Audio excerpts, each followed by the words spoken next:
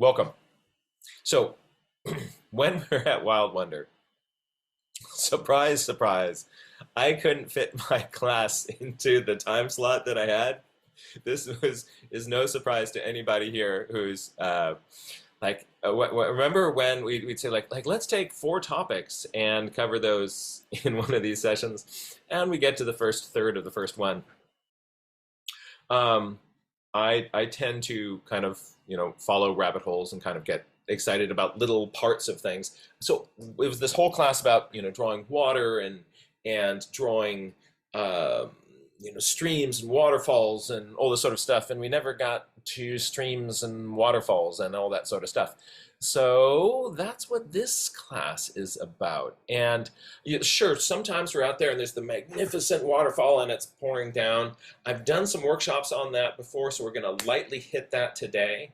And then we're going to go bounce into like the more practical situation of there you are, and there's the creek and it's coming down, and there's some pools and riffles and pools and riffles, and I'm already getting ahead of myself because we haven't even introduced our amazing co-host yet. Let me do that now before I just get distracted by things, because today we are joined by the amazing, the wonderful ad spotlight, Avea Moore. Avea, thank you so much for co-hosting this with us and keeping this community together. Thank you. I hope you're doing well this morning. Hope Giraffe is feeling fine.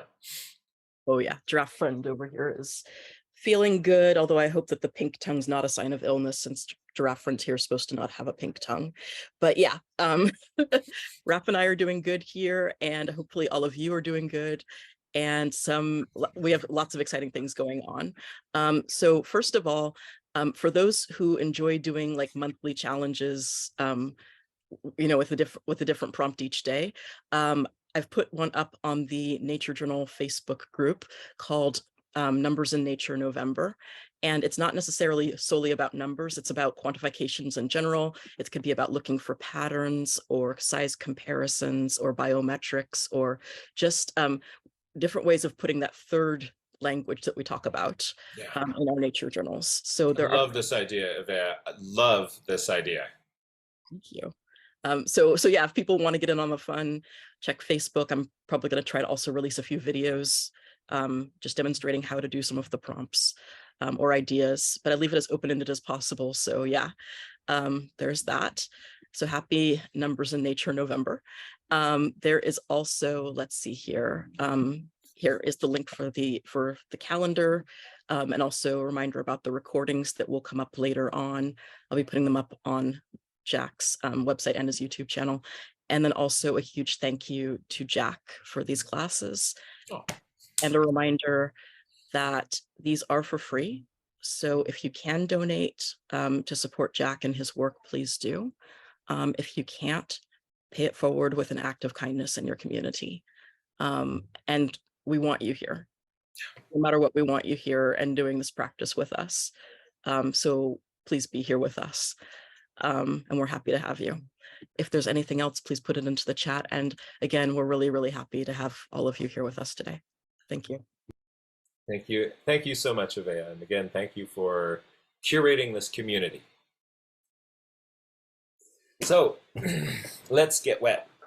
We're going to start with a little bit of a look at some waterfalls, and then we're going to go into kind of the babbling brook. I think that's what you normally see. There's a few big spectacular waterfalls, and those are actually easier to draw than the stream that kind of, there's a little waterfall and then it goes into a pool. And then there's a little waterfall and it goes into a pool. As you go down a stream, so hydrologists find this pattern of riffle pool, riffle pool, riffle pool, riffle pool, and depending on the steepness of the stream and the kind of the substrate, the distance between the riffles and the pools, it changes. There's all this kind of cool mathematics behind it. And so the math of riffle pool systems is really, really, really interesting. But drawing that is a challenge, because they're totally different things. You need to kind of imply that the pool is a flat plane, and then the riffle is kind of babbling down this little surface. How do we do that? And how can we do that in a short time frame? And how can we do that in a way where what I put down on the paper looks like that thing I'm looking at over there? We're going to start with some waterfalls, start with a little pool, and then we're going to stick them together, and it's going to be a lot of fun. So let's go there now and see if this time I can have time to finish up this whole concept, this whole idea, in the time that we have allotted for us. Let's give that a try. I'm going to share my desktop so you can see all the things that I've been working on. Oh, it's you. Here we go. I'm going to hide this. Okay, okay.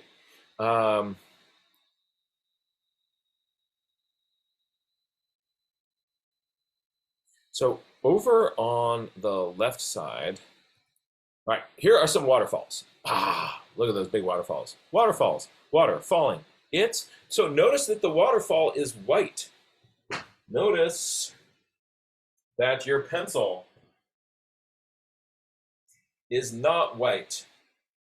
So the tendency is to say like, okay, look, I've got this waterfall that's coming down here, and then there's another waterfall that comes over here, and there's another waterfall that comes over there. Then what you've just done is all the places where it's the whitest, oh no, it's darker. So I've said it before and I'll say it again. The secret to drawing the waterfall is not to draw the waterfall. The secret to drawing the waterfall is to draw the rocks around the waterfall. And by default, you get the waterfall. So let's look at how that works. So I've got a little shelf that is coming off here. Let's see if I can get this to zoom down just a little bit without killing my camera.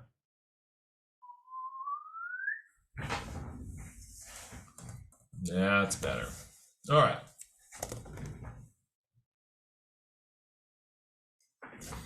Now, so let's say I've got a cliff and there's a waterfall that is kind of coming off, spitting off the end of it. There's some other cliff elements that are behind it. There's another little waterfall that is coming over here, and it's sort of hitting some rocks, so there's a little bit of a break in it. All right. There's another little waterfall element that is coming down here, and a smaller one there. And then there's more rocks. So what I can do is I can lightly block in where my waterfalls are falling. And then I try not to draw the water itself. What I'm going to do is I'm going to make the rocks around them darker. So if I have a little waterfall and it's coming down here, actually I'm going to start over here so I don't smudge this whole business. I've got some cliffs out here, and I've got a waterfall that is sort of shooting out right here. So what I'm going to do is I might draw a little line perhaps around that outside edge of it, and I'm not drawing a big bold line like that. I'm kind of making this a little bit of a broken line. And then check this out. What I'm going to do is in this space here, I'm making the rocks adjacent to it dark. And the rock itself, here's a value, but especially where it's adjacent to that water, it's going to get darker because wet rock is darker than dry rock. So over in here, I'm going to do the same thing, that I have an area here where this waterfall is falling. I just made a big dark splotch in there. And there's a little bit of I'm going to go a little bit lighter down here because there's some spray coming out. And then in here, I'm going to put in kind of a darker spot that then goes lighter. That's sort of saying like there's a big block right here, and then some spray is coming across the bottom of that. What about in the front here? Let's take this, because I want this to be background rocks, I'm just going to put in a medium tone of gray all the way back there. And you see how that makes the waterfall pop out. Oh, I've got another waterfall coming down here. Dark next to it. Now, if you're using a pencil that is really, really sharp, like here I've got this 0.3 mechanical pencil, and if I'm trying to do that with this, see how it just sort of, instead of making these areas of tone, it makes a lot of lines. Or a really fine point pen. That's harder to do than having a more blunt pencil. I don't know if you can see this, but you see that big kind of large chisel shape edge on this. I'm using that big blunt surface of my pencil. So if my pencil tip is coming down and as I'm drawing, it's getting beveled like that, I'm drawing on this big beveled surface to keep that beveled surface. I'm not drawing with the tip of it. So I'm not kind of spinning it around and getting a little fine point. I'm intentionally holding my pencil at an angle where sometimes I'll, even if I'm just first picking up my pencil, I'll just kind of go like, give me, there we go. Give me a big blunt surface. And then I can come in here.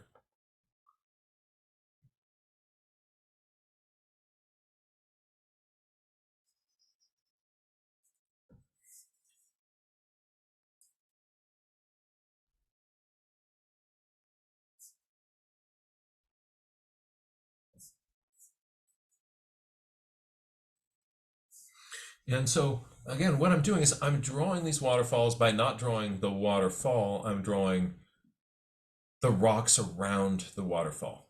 Sometimes I will add just, a few little hints of sometimes a part of it is in shadow. Let's say there's the sunlight angle is coming across here, so this bottom part is in shadow.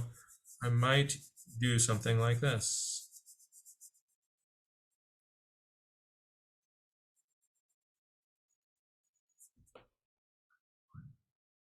But I'm trying really to leave that white of the paper to be my white. You look at that photograph, the brightest parts on it are where those waterfalls are. So that's the big trick for drawing the waterfall. I draw around the waterfall. Sometimes there are little places in a kind of where there are rocks that are kind of catching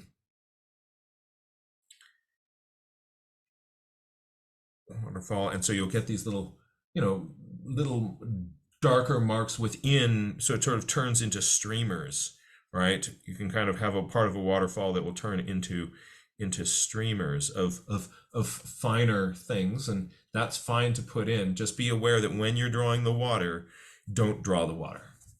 That's the waterfall. Now let's look at the concept for the pool. If I have a pool of water here, two things.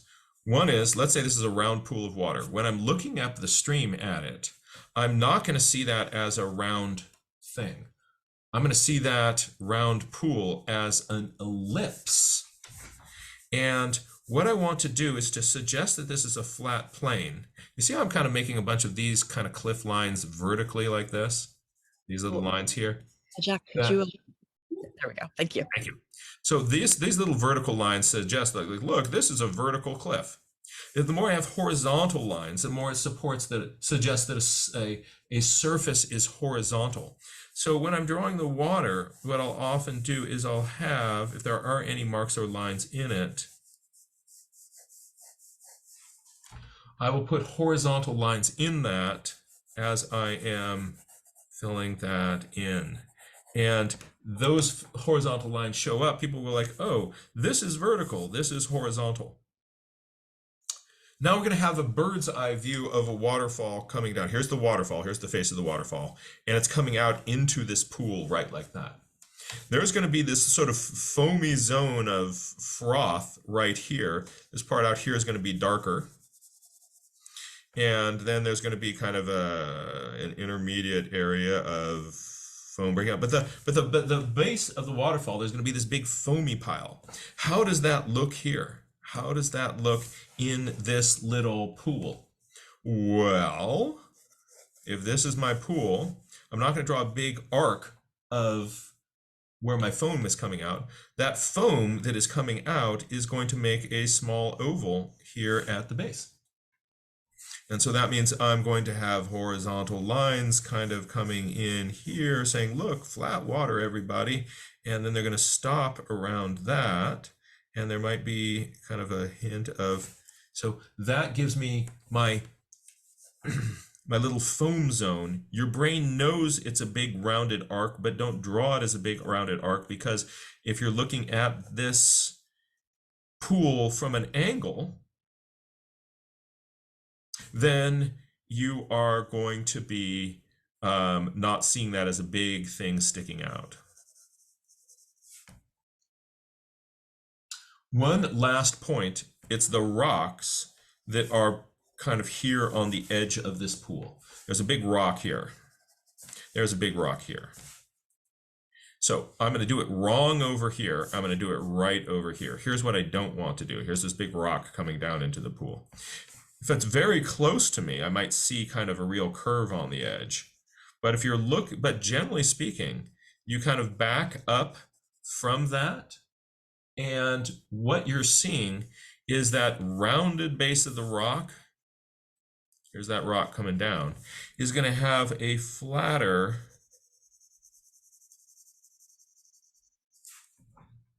base in that water, for the same reasons that this oval is flat, for the same reason that this bubble pile is flat. That same reason the base of these rocks that will come in will be slightly rounded to perfectly straight when they're further and further back in the pond. So the closer you are to the rock, the more you're going to see that rounded edge. If you're looking straight down on it, you see the rounded edge of it. But if it's back a little bit, you don't see that. And if I have a dark rock and I have a dark pool, there's its reflection. It really helps to leave a little bit of white right at the edge of those two to be, so I've got this little skinny eraser here.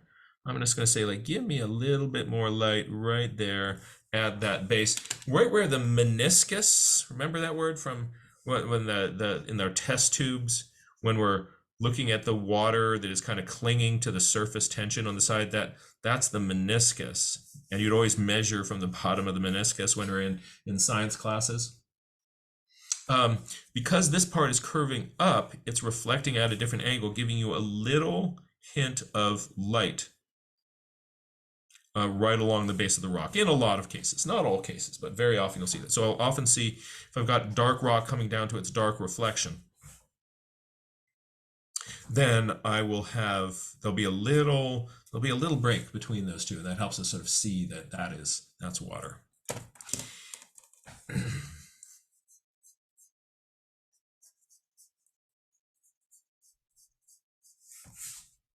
All right, let's draw this cascade now. You ready for this? This is gonna be fun. This is gonna be fun. This is why you came, and here we go. So I have a bunch of, see, here we want to kind of just look at, I have riffle, pool, riffle, pool, riffle, pool, riffle, pool. As we do this, let's notice a few things, kind of generalizations. On the lower pool, the back edge appears more curved. On the upper pool, the back edge appears much more straight. Huh, why is that? I don't know. What could possibly be going on there? The closer it is to me, the more I'm seeing the roundness of that rock or that edge. The further away from me it is, the more I'm seeing that as kind of a straight edge. I am seeing dark in the pool. I am seeing light in the riffles.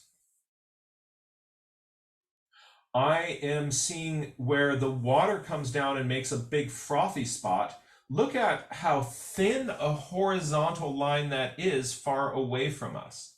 See that? Thin horizontal line.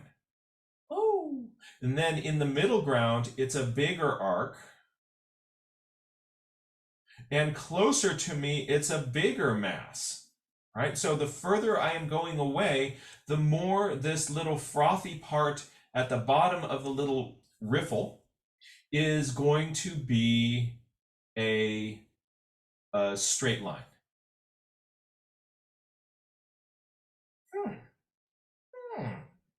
Okay.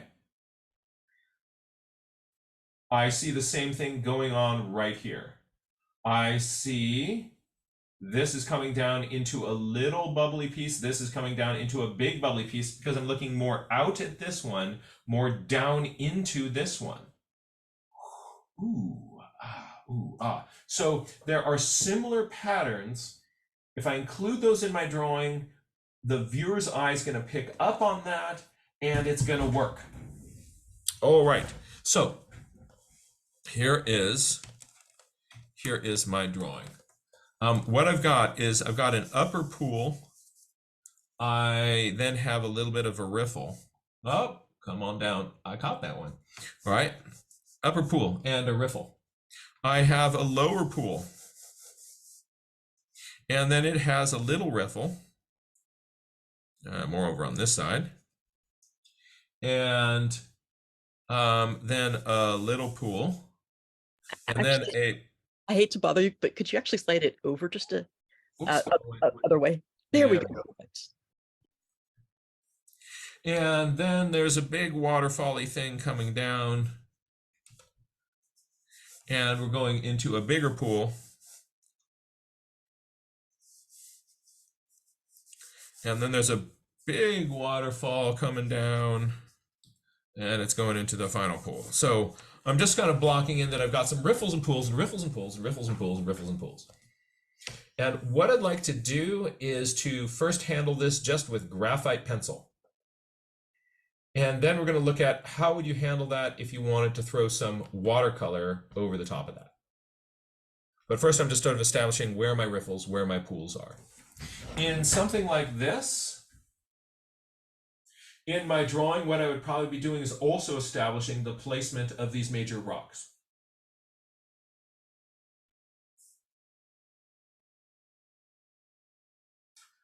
All right.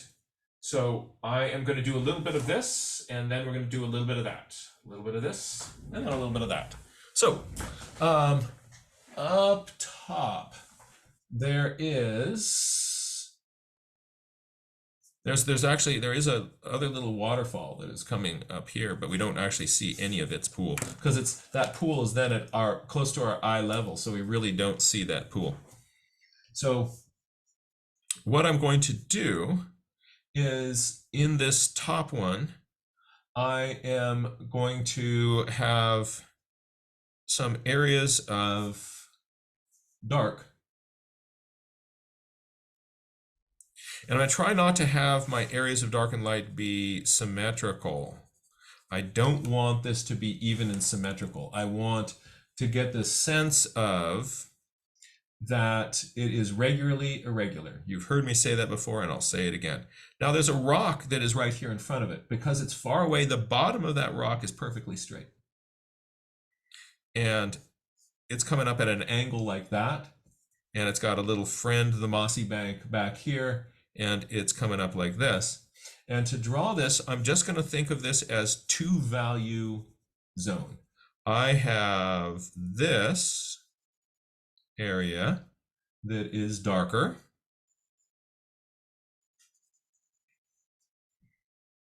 And I have this area that is darker. And I'm going to then put just a light little value over that. On the other side is this big dark bank. And there is another little mossy bank that comes into our pond. Its base is, surprise, surprise, flat. That's just what we expected to see. Tree coming down on this side. So there's another little piece of that bank that comes in here.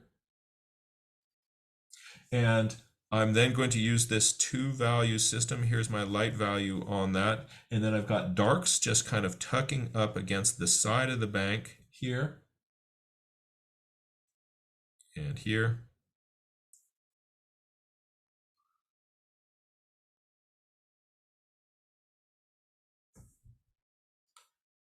And then we're getting to the top of this little riffle area. So what I'm going to do is back here to sort of establish my pond. And look at that. That water's pretty dark out there. That water is really dark. Notice also, by the way, the water is not blue. Right? Just saying that. Pet peeve, old water is not blue. I'm going to throw in, so, oh, look, you're going to see a few little lines from what I drew earlier, probably because I was drawing with a ballpoint pen on the other side of the paper. So I've kind of embossed the paper here. And so we're going to have a few little lines kind of coming through where I didn't expect them to, but that's okay. And I'm going to put some horizontal lines in here. And those horizontal lines suggest that we have a flat surface. And I think, maybe I'll continue right up here. There's some kind of tone in the background here. Yeah, all the writing that I did now showing through. Hello. Now I'm getting to this cascade here in the middle. This one right there. See that? I'm going to put that in right down here. And so now I'm thinking about what is my bag of tricks for drawing a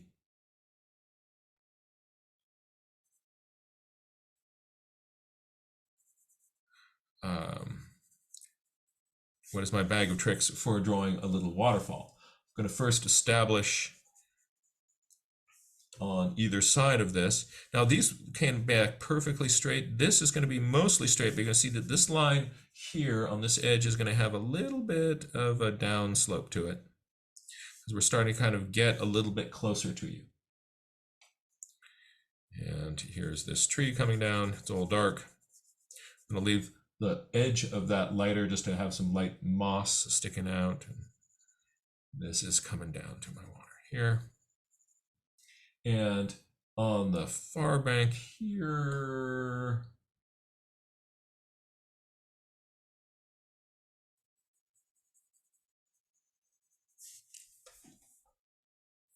there's a little bit of moss. Now, my waterfall in here. What I'm going to do is, I don't want this edge to be perfectly straight, so I'm going to maybe break that in a little bit here. There's a little bit of a lip that's going to come in here. I'm going to have a few little darker places.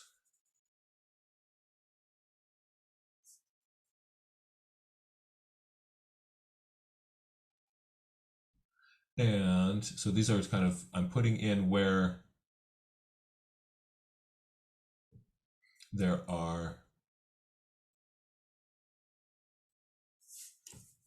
just a few little vertical marks, again, being consistently inconsistent. So I get further down on this bank, there's a big piece of bank that comes in here. I have more of this little bank coming in here. So there's this big piece, and then there's another piece sort of sticking out in here. So I'm going to first draw in the edges of those banks.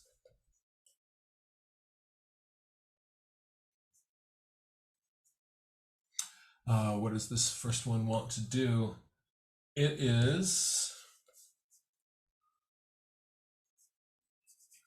big bank kind of coming down and into my pool, fairly flat edge to it, and the top edge of that is going to be brighter.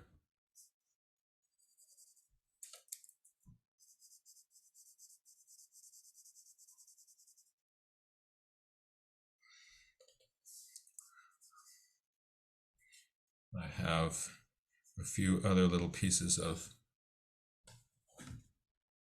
bank sticking in here. On the other side, kind of a mossy bank coming up here.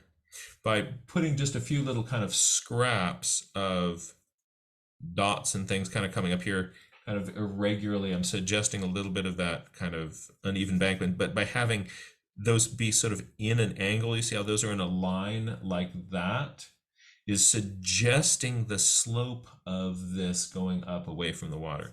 And if then it kind of came up and then it started to do this, right? Then people would say like, oh, it's coming up in an angle like that, then it's going flat. So the angle that I put in a few of these little kind of marks says something about the slope of this little surface. Now the water in this pool. So there is a horizontal bubbly area, and then there's a middle area here that is darker, and then we're getting to the next little riffle areas in here. But let's take a look at that middle area that is darker and notice in it that there are some reflections of trees that are in the background. You see that? Ooh, doggy. Reflections of trees going on back there. Interesting. Interesting. Can I get that in? Look at that. There's some reflections in here too. Yes, I can. And so I'm going to keep my marks horizontal, but I'm going to be bringing some dark elements like this. And overall, notice that this whole thing is darker than that. So how do I do that? That's a lot going on, right? But let's just break it down into a few steps. First is, I'm going to establish that this is a horizontal surface with a medium value.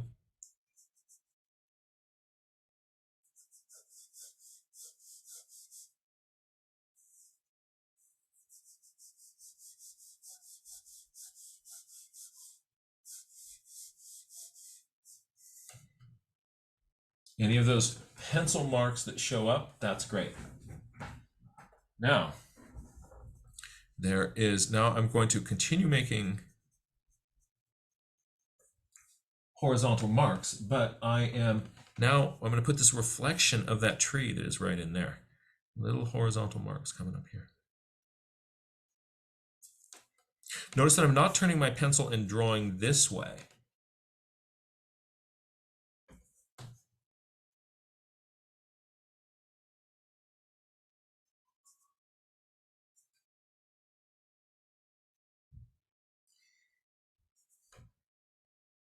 And over here by the shore. And over here by the shore.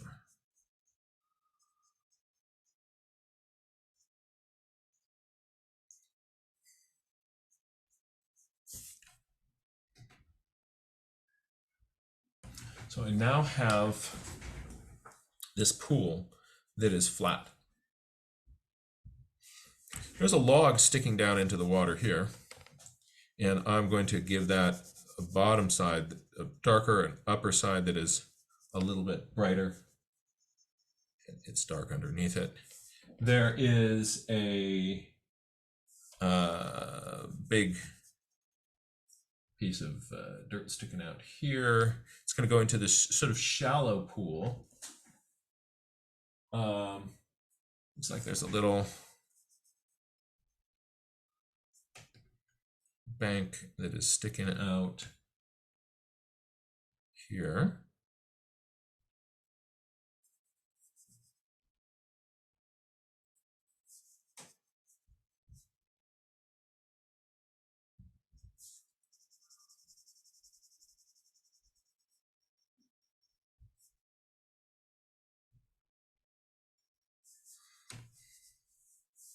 And on the other side, we're going to have kind of an element that comes out. And what is it? It looks like some sort of a branch. I'm going to give it a little bit of a top light reflection just so it is.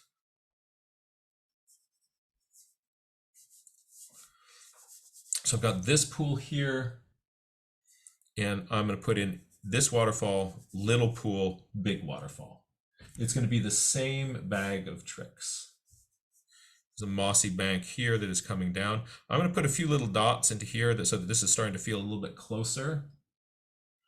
By putting a few little dots, it puts more detail into that. Let's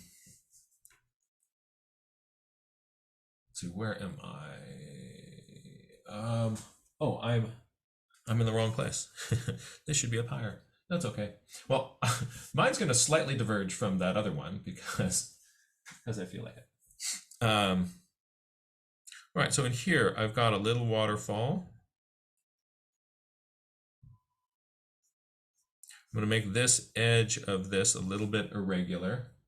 I have water coming down here, and notice that those watermarks are changing their angle here.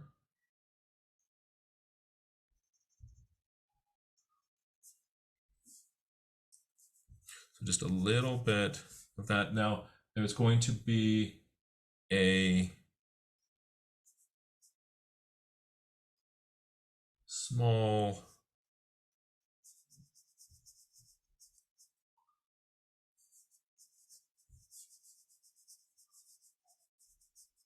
pool here. And we finally get down to our big waterfall. The big, oh, not the biggest cascade, not the one on the bottom, but this next little cascade. I want to, again, tell people this is, look, this is horizontal.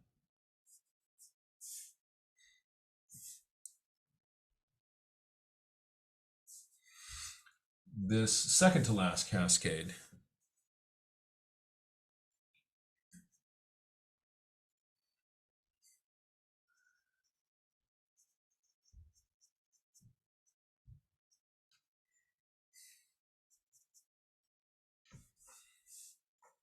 and its pool is going to be bubbling out something like this. Maybe an area over here of slightly less dark.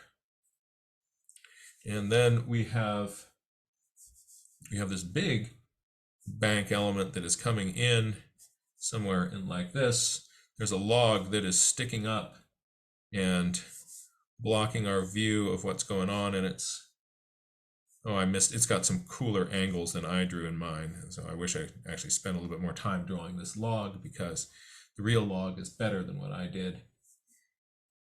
And I'm going to give the log areas where it's dark, areas where it's reflecting some light.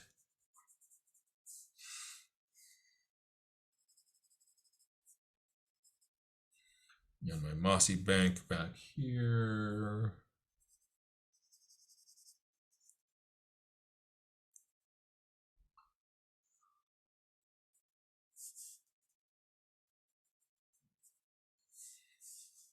Over on this side, we have a kind of an area of bank that is kind of coming up like this. So I'm just going to put some lines in to say, look, it's kind of curving up like that. Put a few dots in to give it a little bit more detail. And then it feels like, oh, there's more detail in this part, so therefore it must be closer to me. A few little leaves of the tree that are kind of hanging out here. And now, this, so I'm going to have a rock on the edge of this.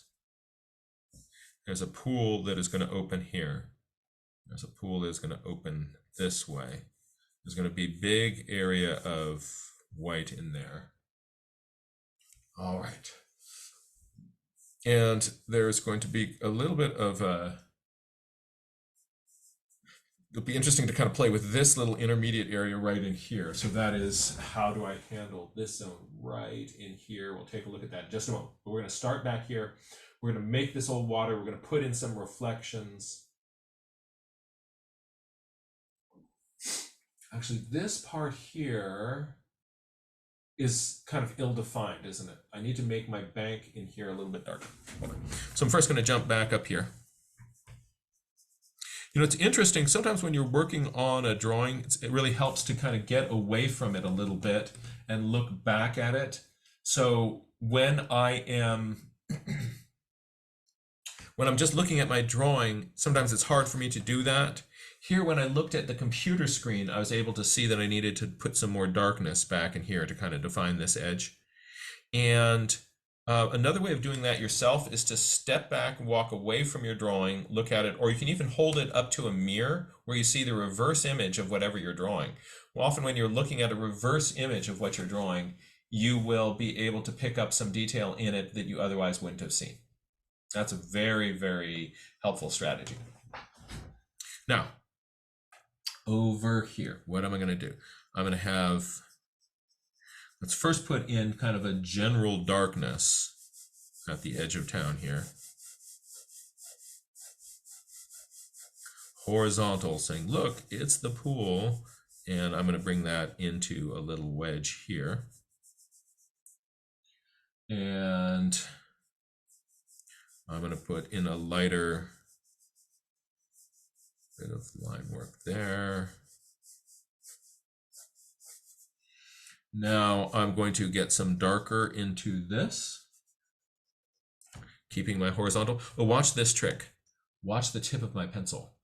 I will often, when I'm using a mechanical pencil like this and it's got a nice beveled tip, I will just take it, keep my grip with my hand, and I just press the back of it against my chest. So I go take it and I'm gonna pull this in. So it goes click, and that way my hand is in the same position. So when I start drawing again, I still have that nice beveled edge. So when I want to sharpen my pencil, I just put it against my chest and click it there. My hand hasn't moved. That's better than changing my hand position and hitting this with a thumb and trying to find that bevel again.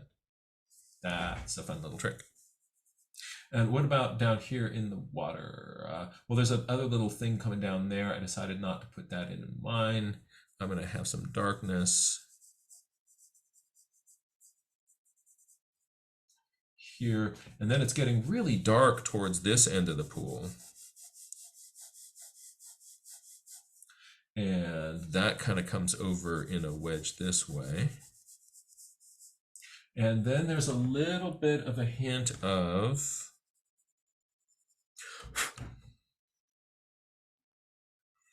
some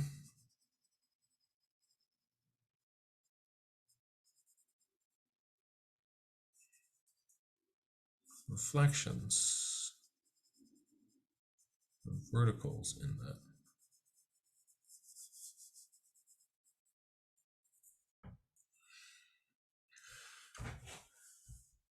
Now, we're going to come down into this area. I want this to be nice and dark.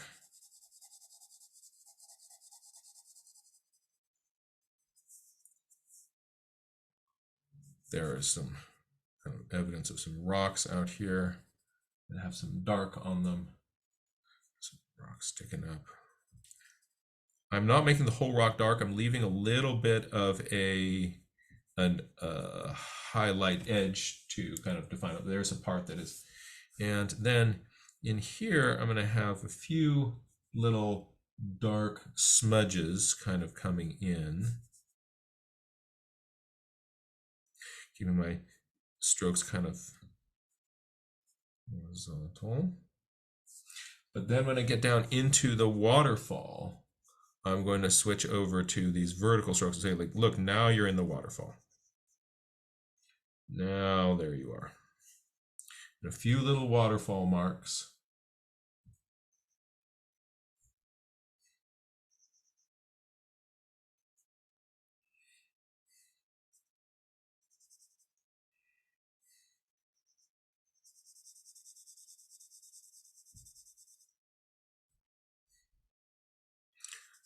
Any marks that I'm making here with my pencil, if they show up, they're going to suggest kind of the angle of this little bank over here. So I'm deliberately kind of making some of these pencil marks so to say, like, look, we're not horizontal over here.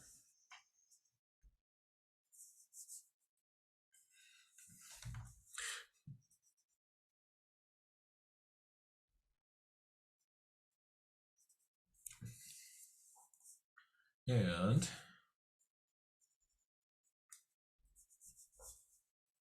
then I have this pool here. So you see, I'm really kind of using the same bag of tricks. Put a few little bubble suggestions into this because it's closer to me. But I'm not going to do that everywhere else because that puts too much detail into the background.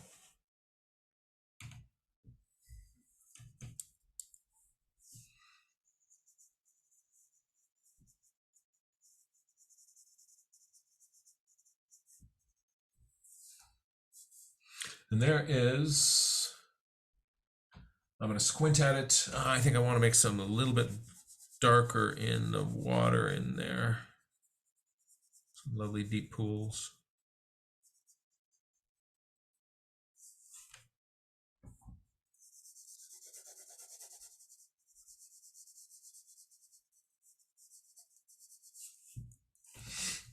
So you see, I'm essentially using the same bag of tricks. Oops, gotta get that centered. It's hard to center it because my screen, and when I move it right on my screen, it moves left for you, and so it's sort of one of these rubbing your tummy, patting your head sorts of things. So that would be with a graphite pencil my approach to doing something like this. And I thought I was going to get to the other one, and I thought I was going to get to watercolor. Oh my goodness. Let me just do a little bit of kind of visualizing this other one with graphite pencil, and actually I'll drop a little bit of watercolor onto this and sort of show you what I would be doing if I were doing what we won't watercolor the whole thing just to save time.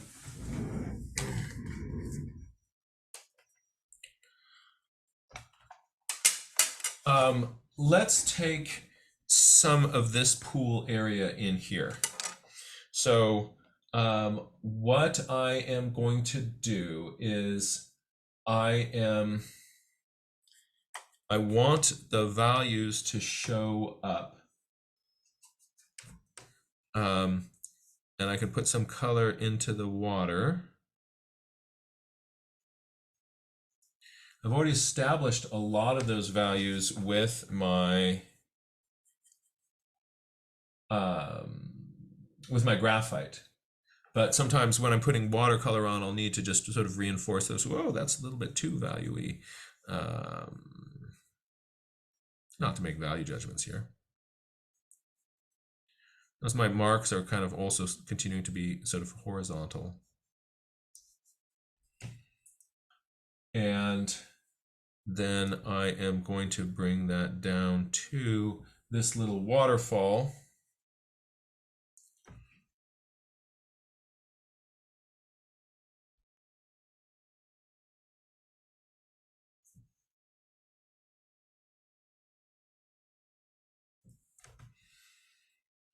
And I got darker, right? I want that contrast of that light next to the dark.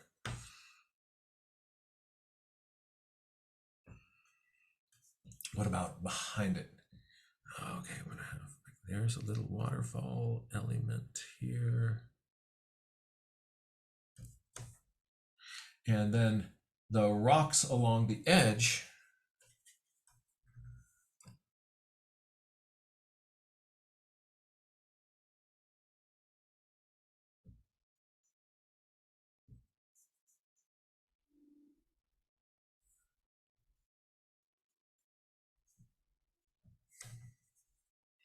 What am I doing for colors? I've sort of got I found a sort of a dark value purple on my palette. I just grabbed that. So I'm not really even too worried about exactly what color I'm putting in there. The most important thing is that I'm putting in a dark value.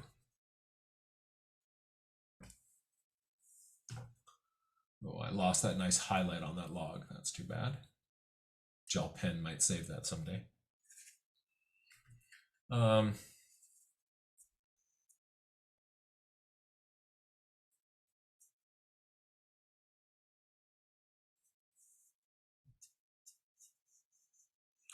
Most of these values have already been established by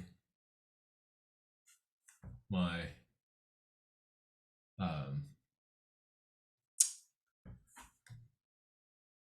graphite.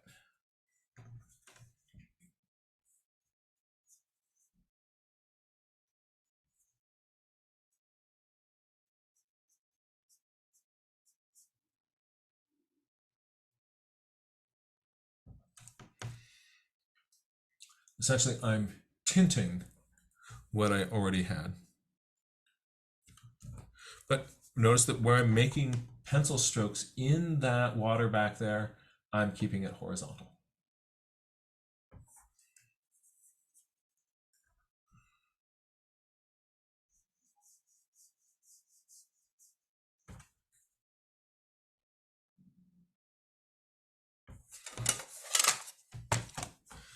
There's a little bit of watercolor on that. Oh, and actually, I'm going to do one other thing because a little bit of just even darker down in here. We'll just pop that.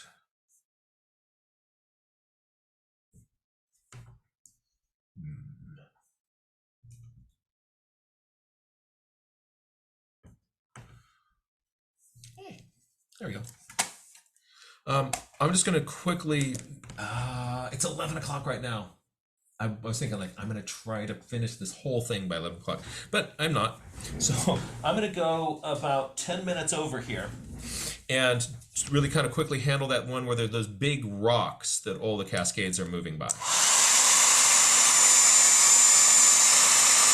help me turn the page, I'm going to dry this off.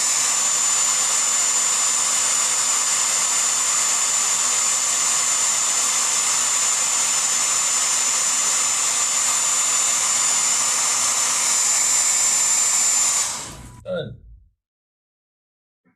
I've got a hairdryer that hangs within arm's reach right underneath my desk. Now, let's just bounce over to a different stream view. All right. Oh my gosh, I've got all these rocks coming through. Actually, let me try to do this. Let's see, what can I?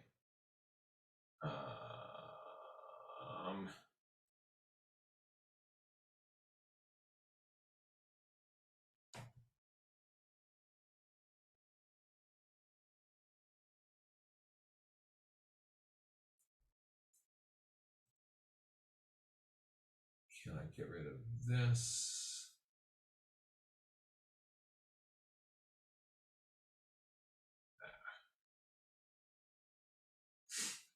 All right, I'm going to zoom in on that kind of view right there. I think that will give me, we can play with that. So, oh boy, what do I do? What do I do? Well, I am, can I fit this on the same page? No, I can't. I am going to back up a little bit. Oh no, I don't do it that way. I'm going to back up a little bit. No, that'll work. Okay. So starting top, I'm going to start with this rock right here, and then I'm going to build some rocks out around that. We'll kind of get some rocks in there, and then we'll make this cascade coming down around all these rocks, and I hope that'll look like water and rocks. Here we go. So at the top, there's a little rock, and that's nice, and it's got kind of a flat bottom. And then over to its left, now look at the negative shape of the water. There's the waterfall is kind of coming down. There's a shape like that. On the left, that means that there's a rock that has a little bump here, and then it has another little bump here, and then it's kind of going over to something like this, and it's kind of tall. And below it, overlapping with it, is this other rock that's getting a little bit of foam splashed up on it. And it's coming over here like that. It has a little rock, and it's got a little rock buddy kind of hugging on here. And that kind of comes in, and then it hits that other little rock buddy. And then, so then there's waterfall happening in here. There's a rock that is coming up. It is over, kind of comes up in a bump. And it has a friend who is down here. And you're coming out here, you're splashing down. I'm now looking at the, what is the shape of the water? Shape of the water splashes in here. The shape of the water kind of splashes around the edge of this rock, comes over it a little bit. And then we have a rock in here. So this water then splashes over here and kind of comes down into waterfall here. Give me a rock here with its final friend in the water. And the bottom of this pool is here, roughly. And we have a big kind of foamy zone. And so this is, you don't need to, if you're really interested in the specific geology of something, then it really helps to follow the rocks bump by bump by bump by bump. If I'm kind of getting more of a general feeling of this cascade, then I don't have to do that. But I like to sort of generally follow my rocks. Otherwise, I get lost where I am. And I need a rock to kind of show me back where I am. And if I'm totally making up all my rocks, then oh, something else happens in here, and maybe it's a rock.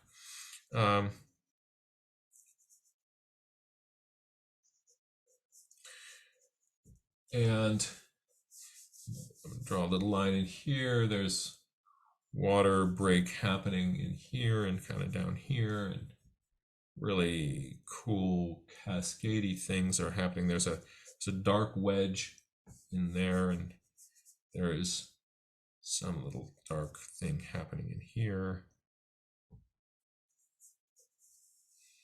And there's a pool going out behind this. All right, so I've blocked in some rocks, and then we're coming into this big pool.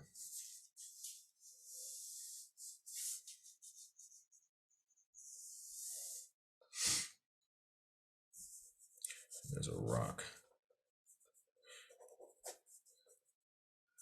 down there. All right, so I've given myself sort of a scaffold for these general placements of my rocks. If I were doing really into the geology of this area, I might even spend more time blocking these in and kind of getting their planes. But this will do for this study. And I'm going to start with my rock right back here. And because it's covered with moss, I'm going to give it kind of a little bit of a broken edge. And it has this arc that kind of comes clearly in like that. And the back side of it is in shadow.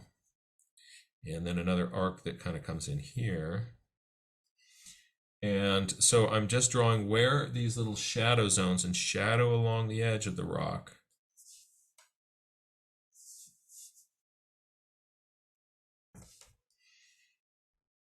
I'm going to jump over to the rock on the left. And this rock has there's a little shadow nugget right there. Here, that rock has an edge here. And its shadow nugget kind of comes down like this. There's sort of a shadow zone in here.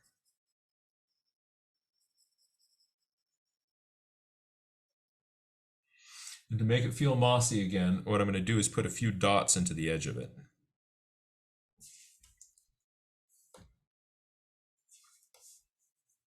There is a shadow nugget over here.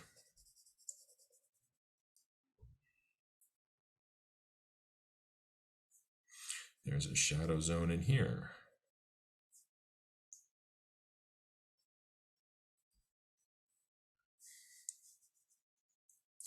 And then there's a shadow that is kind of draping in this way. It's a softer edge. A few little dots in there suggest that that has some moss on the rock.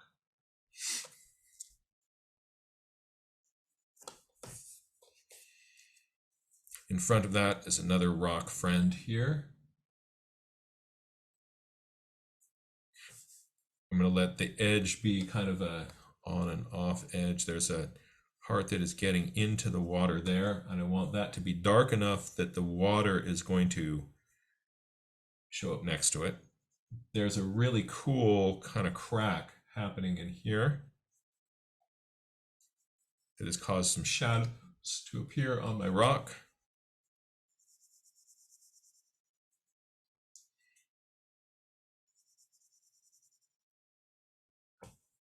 And towards the bottom of that, I'm going to make it nice and dark because there's going to be water adjacent to that, and I want the water to show up as being light next to the darks of these rocks.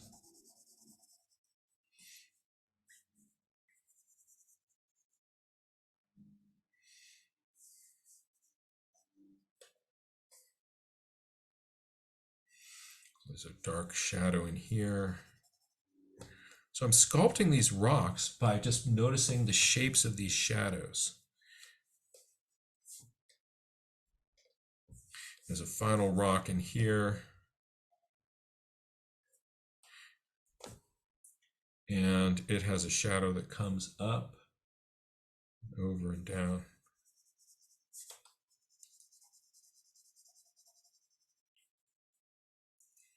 Nice dark edge to that. Now these are going to be rocks, and there's going to be water next to them. I don't want these to show up as being as bright as the water. So I'm just going to kick all of these back with a little bit of cross-hatching to say they're lighter value than my water. Or hatching, not cross-hatching here. Just some hatching over those and says that these are rocks with moss. I'm going to do this rock in here and then just very quickly, we'll just kind of quickly get these guys in. So here's a rock. I want to see where are there those divots of darkness on them. Rock has a bump. Rock comes over. Rock has a bright edge here. And then look at just the shape of what the darkness is doing on the top side of this. There are these little kind of fingers of darkness that are kind of coming up into that rock there. And that kind of sculpts that top edge of it.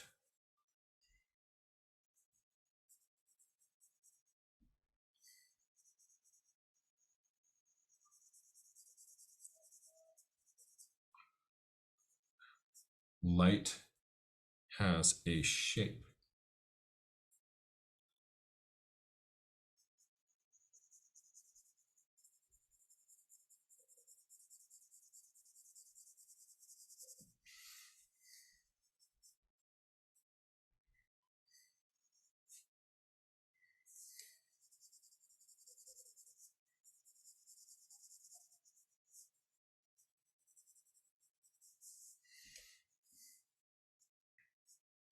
The light has a shape in here, kind of doing something like this. There's a medium area here, and then there's a really dark area down here. There's a light area along this rock, and it comes down here, and this part here is going to be, there's light that comes in here, there's light. So just sort of kind of allowing sort of noticing where there is lights, and then I can fill in my darks.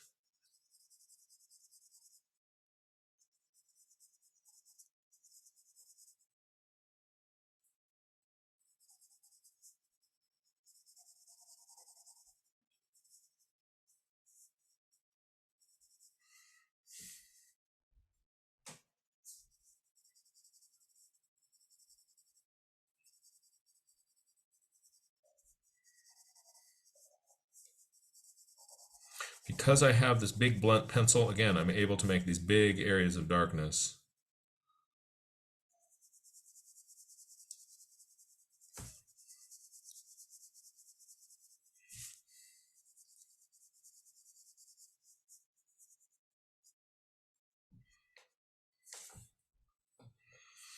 So there's some rocks around the edge of that. Now, okay, here's this little cascade coming down.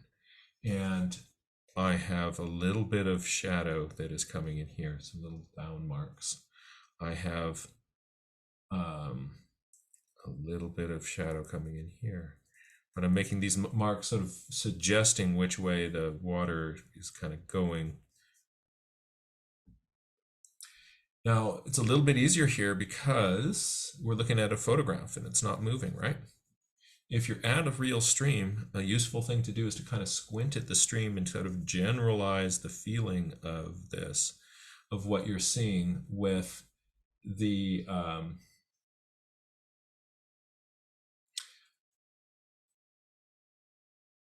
by squinting your eyes and just sort of getting the general feeling of lights and darks. You're not trying to capture an individual bubble generally.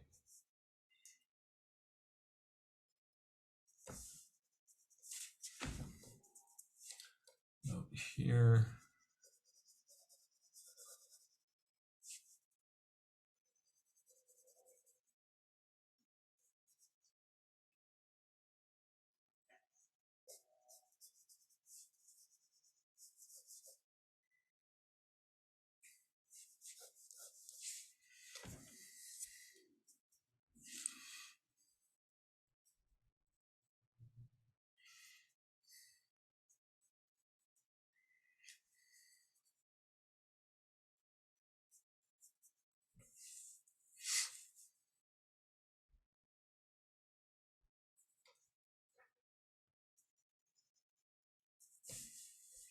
And finally, we get down into this place where it hits the water. We have our bubble zone.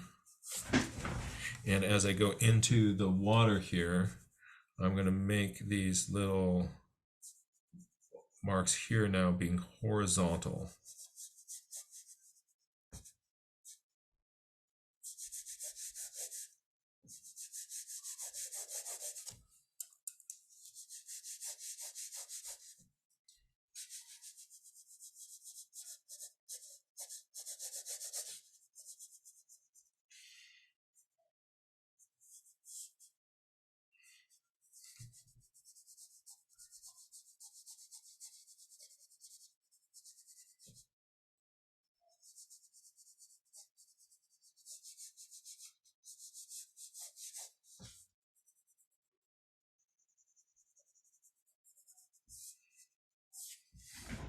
The final thing I'm going to do is just make sure that in the foreground, I punch in some darker, deeper values. So I'm pushing hard. Oh, look, I'm pushing so hard I broke the tip of my pencil. I'm going to get a flat surface again, blow that little nugget away. And by putting in a few darker values in the front here, it makes these rocks feel a little bit closer. Those further rocks feel a little bit farther back. And this area feels a little bit too blank in here, so I'm gonna put a little. And there's a little cascade kind of babbling down through some rough rocks, and I hope these strategies and ideas can help you play with a stream near you. And my key tool here is I'm using this is a mechanical pencil that I was using.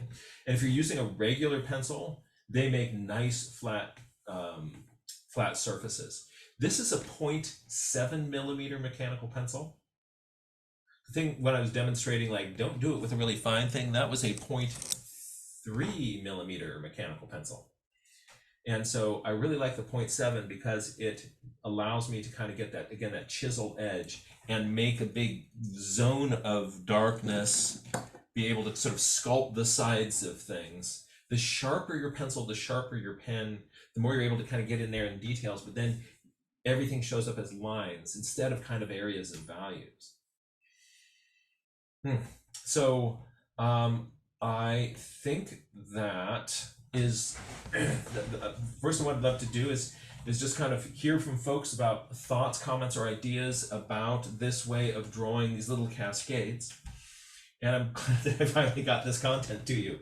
What we'd actually done back there at the Wild Wander Conference is I came into one of the, we had this bonus session where we did this.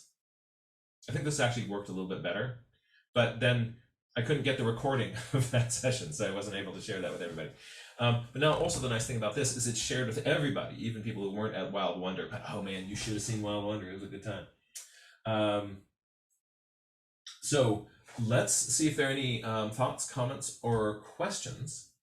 And I see that there is a question in the chat from Jan asking if you would hatch the other sides of the rocks too. hatch the other side of the rocks. I think let me just kind of go back to screen share.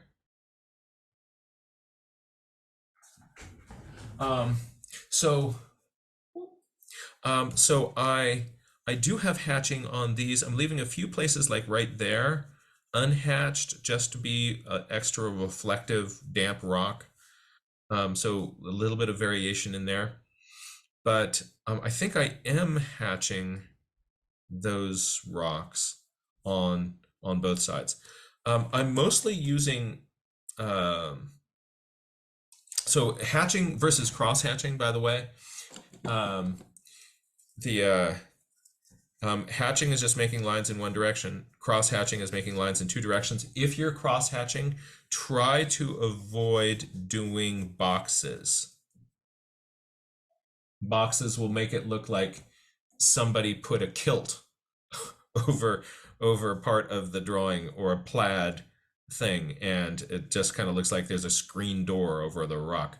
But if you have raw lines in one direction and you're hitting that at an angle, it'll look better. So what I'm doing is mostly hatching here, and then some cross hatching to make those middle values. So there is hatching and cross hatching across most of those rocks. I hope that answered the question. If not, let's please clarify the question for me, and I'll try to answer it as specifically and as usefully as I can. Stop that share. Let's join Brewer family. And hi there. I'm gonna bring you into the spotlight. Thank you so much for joining us. And boom, now you can unmute. I have a question. So it's snowing where we are, and there's a bunch of icicles on the roof, and I tried to paint them, but I don't think I got the like shadowing right. So can you help me with that? Sure. Actually, there's a journal. I was up in Feather River area a while ago doing journaling with a bunch of students, and I drew a bunch of icicles there. And I'll show you my trick. Okay.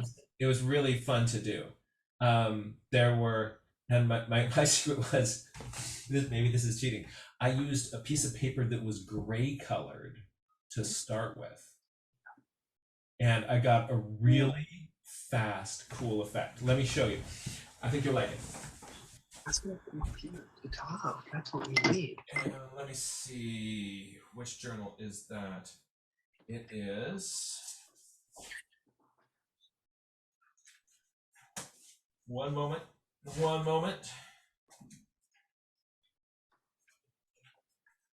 Nope, not that one.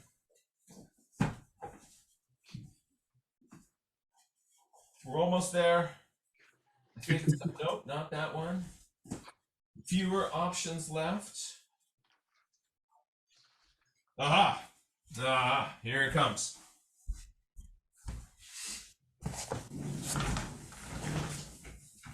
Hey there.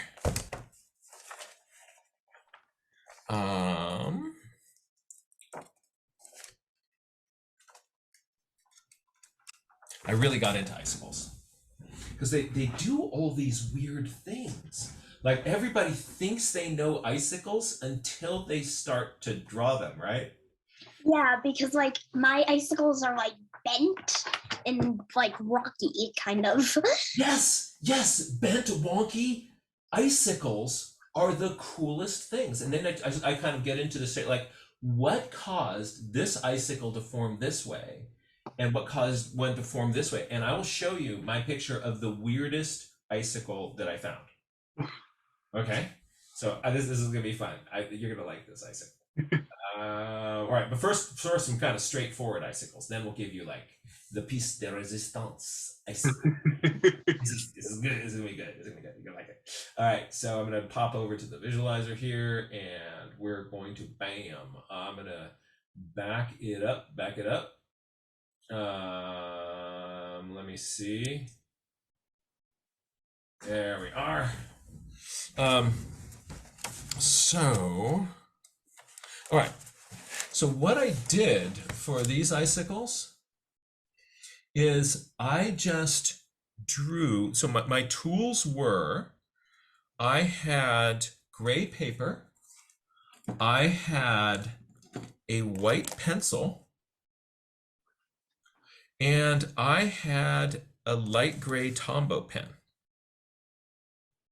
And so you could do the same thing with just a sort of light gray paint on a paintbrush. And so I first, and I also was using a zebra pen here, kind of gave me this heavy line. And then what I did is I looked at it, were there any places within it that there was kind of a darker kind of core value? I could put that in with this. And then I would kind of squint my eyes and see where is light reflecting on it, and kind of quickly just kind of jiggled that in. And you don't have to be super precise, but if I generally sort of saw more over here and was kind of doing this, I would kind of put that in, and then it kind of looked like icicles. And look at this. This was icicles that were kind of wrapping around this little branch. Isn't that fun? Yeah. Now check this out. We're gonna go more. Oh, so these. So here you can see there's a little bit of gray in there. That was the Tombow pen first put in, and then just a little bit of white on it. Now, if I did this on regular white paper, the white glistening of the colored pencil doesn't show up. But because I'm using some gray paper here, that does. These were icicles, or what I called reverse sickles, that were growing around blades of grass. Isn't that crazy? Yeah, it's super crazy. And then so I would kind of put in a little bit of dark, and then there'd be this little kind of glistenings and a little bit, and then so there's some part that has the Tombow pen. You can see that little core darker in there. Some parts that's just the color of the paper, and then some part where I've got this little guy on top of it. Interesting. Yeah, this is a picture of the weirdest icicle I saw. Wait, So, hold on. Let me undo my share here, and then I will show you my weirdest icicle. Let's see. the weirdest icicle I saw, the gray part is a hole in the ice. So the gray is holes in the ice. And that's the weirdest looking icicle I've ever saw. Oh, so this icicle actually had a hole going through it? Yeah. Oh, It's interesting. the drip pattern. I wonder what could have caused that. Yeah, Oh, but that's the way yeah. it was formed. It was last year when we got like 6 feet, and it was really cold out. So I wonder if that was part of it. Wait. Explain the how that was formed again, or what was going on there.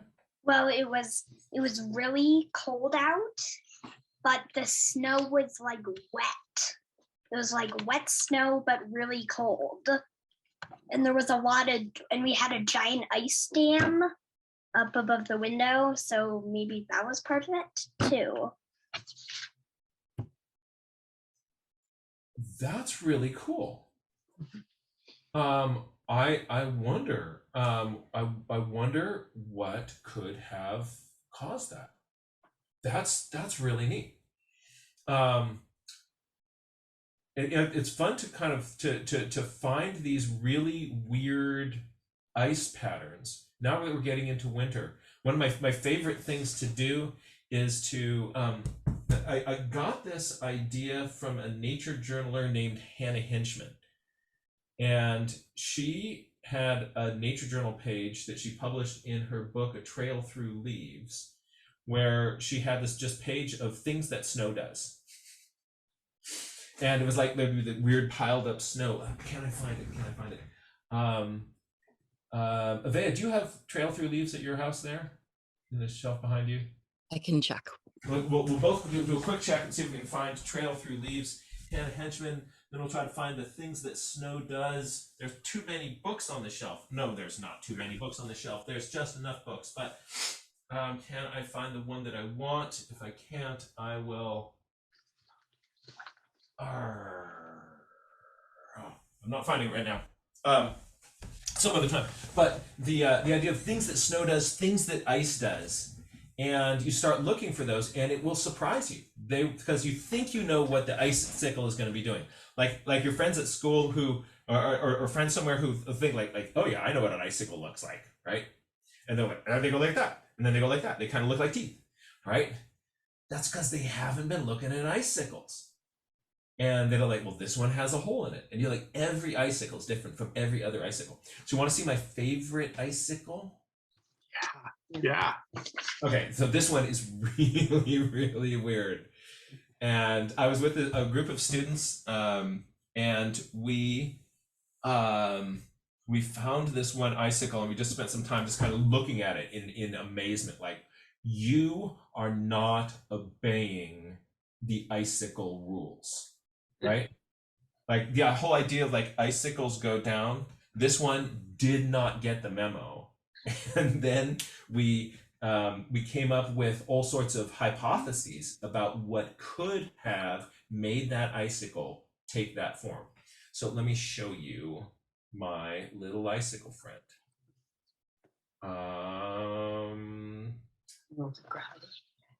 Here we go. This icicle is really so cool. This is a nice one I saw last year. Okay, let's see.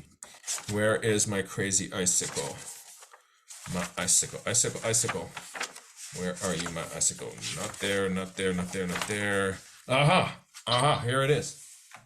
Right, so here's the icicle that did not get the memo about growing down. It is sideways at this angle, and then the tip of it points down. And it has a little twist in it. And even cooler, it is hanging from this wad of snow that was dripping off the roof of the school. The school had these sort of slats in the roof so that there would be these kind of the snow would kind of come down and curl around like this, and sometimes make these sort of pendulous things sticking down on the tips of those snow things. So this was on the end of one of those, and it kind of came down, and then on the end of that, it comes out sideways and then goes down. Isn't that cool? Totally weird, horizontal, blade-like, and it's blade-like. So here's cross section through here is shaped like that. Cross section through here is shaped like that. So it's not a round icicle; it's a flat blade. And then I'm putting my hand over my guess of how that formed, but because a fun thing to do when you find something like this is you say, just like how could that have come about? And so what I like doing is kind of creating what I call a could it be. And when you do a could it be, you're trying to come up with a possible, plausible explanation of how that icicle could have formed. And do you want to see my could it be? Yeah. Right. Do you have any thoughts about what might make an icicle like that? I am thinking if it was hanging off a patch of snow, like the snow came out and kind of froze, so it kept on freezing out, then it eventually got too heavy and just started curving down. So it kind of, there was snow up here, and then it like froze and out. it formed, and then this kind of came down, and then I put it at a different angle. Yeah. That's what I'm thinking too. So I was thinking that it started, like you're saying, like a straightforward icicle. And then it got too heavy, and this pulled down. And as that pulled down, it made it curve in. And then water flowed along the bottom edge of it and continued to freeze, turning it into a blade. And then some of that would drip off the tip. I don't know for sure, but it seems like a possible explanation for it. Yeah. Isn't that fun? And check out I quickly sketched it, but this is the like icicle that is not straight. The not straight icicle got last year. Oh, that's crazy. That's crazy. What is up with this icicle? Oh man, I've got a challenge for you, and that is this week to collect the most interesting icicle mysteries that you can in your journal. I can't collect this one since it's No. I mean collect them by draw them. so, but I'll collect the weirdest ones outside. Yeah. No, I mean collect them but you can leave them there doing their thing, because sometimes when you find a cool icicle, like what will it do next is also really fun. So if we break them off and if we bring them inside, then we don't get to see what the next part of their icicle story is. But if you collect them by putting them in your journal, right, then you can also see what happens then and what happens then. Yeah. That's really fun. Thank you so much for sharing the icicles with us. You're welcome. That's great.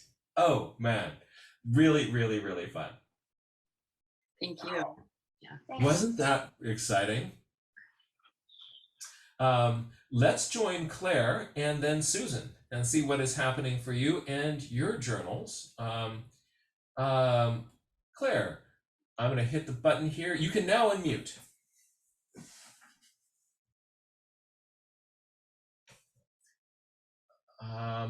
There's an unmute button in the lower left-hand corner of your screen, perhaps. There. It looks like a microphone with a... Yeah, There we I go. think I Okay. got it. I have to confess, I'm not Claire. Claire is my granddaughter. Okay. She's been helping me do a Zoom of my own with some folks in Mexico City. So for now, I'm using her Zoom, and that's why I turn up as Claire. Okay. But this is Shannon. Oh, and- Shannon, hey there. Yeah. Good to see you. First of all, I want to say how exciting that was about the icicles. Oh my gosh. Oh, and that last one with all those crazy shapes in it. Yeah. Oh man, like that one did not get the icicle memo. Right. Yeah, it sure didn't. It really brought back a lot of my own childhood fun of, watching icicles form where I grew up as well. And just how lovely these fresh minds and the fresh discoveries. I really like it. Love it. Yeah. But the reason I have my hand up actually was regarding last week's session where you were doing the iridescence. Yes. Yeah, so, and I wanted to share a little bit about that, but the stuff that came up last week was also very fascinating. So, I thought I'd just hang in and get to it the next time or in some future time. So I was going to share, if you can see it, this drawing that I did about a year ago, actually. And I had just gotten my two sisters who you've met before, Maeve and Heather. We have a tradition where we do a ink December kind of thing. So we get inks and we use them for, for prompts through the month of December. And so this was in response to one of our prompts about shells, and the color of the ink was actually here. So it was a plum color. And I used abalone to work with, but I also I had recently gotten some of these with this particular brand of glittery paints.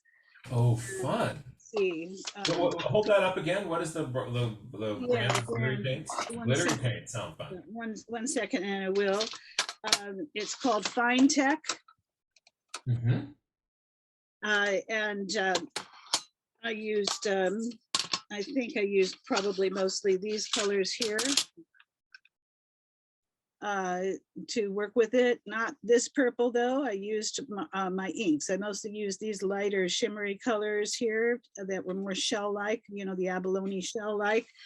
And the reason why I got this particular brand is because I haven't tried it yet, but apparently you can water it down to a consistency that you can use a fountain pen with, or an ink pen, you know, a crow quill, and do calligraphy with shiny paints or shiny inks.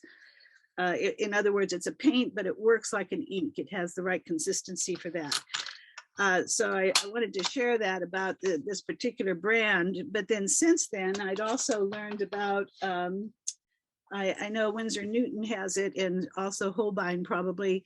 In fact, I know Holbein does because I bought one. It's a medium. Let's see if I can remember where I put it.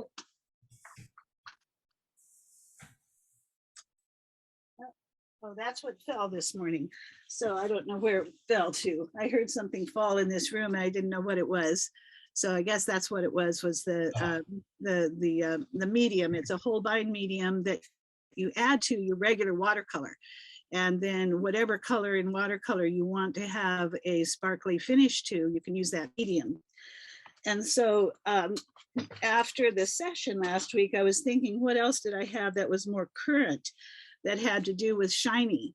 So I have recently, I don't know if you can see the shine on this, if I can change my light. No. This is a milkweed pod. Am I still on? Yes, you are. Yes, you are. All right.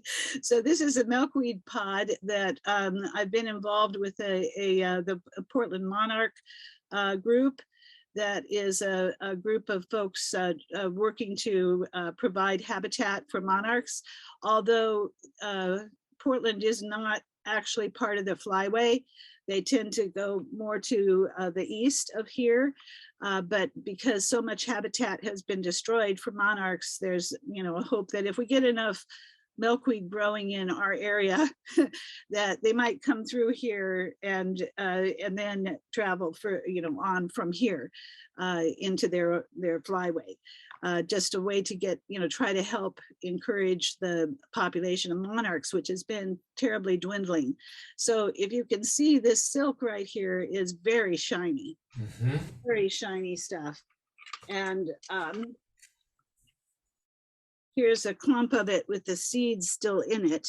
Ooh, beautiful. It really is very beautiful stuff. There's the pod. Let's see, here's one more. I think what also is so fascinating is how the seeds and the silk are laid into the pod. Yes, So it's just this elegant geometry that then bursts into fluff. Yes, it's amazing. These are drying out, but when they started, they were, I don't know if you can still see the geometry, but in this one that I first showed, I mean, this was just so striking. But what I did do, I have my my little scientist tray here with all the different samples of things. But what I did do was I got quite a few drawings when things were fresh.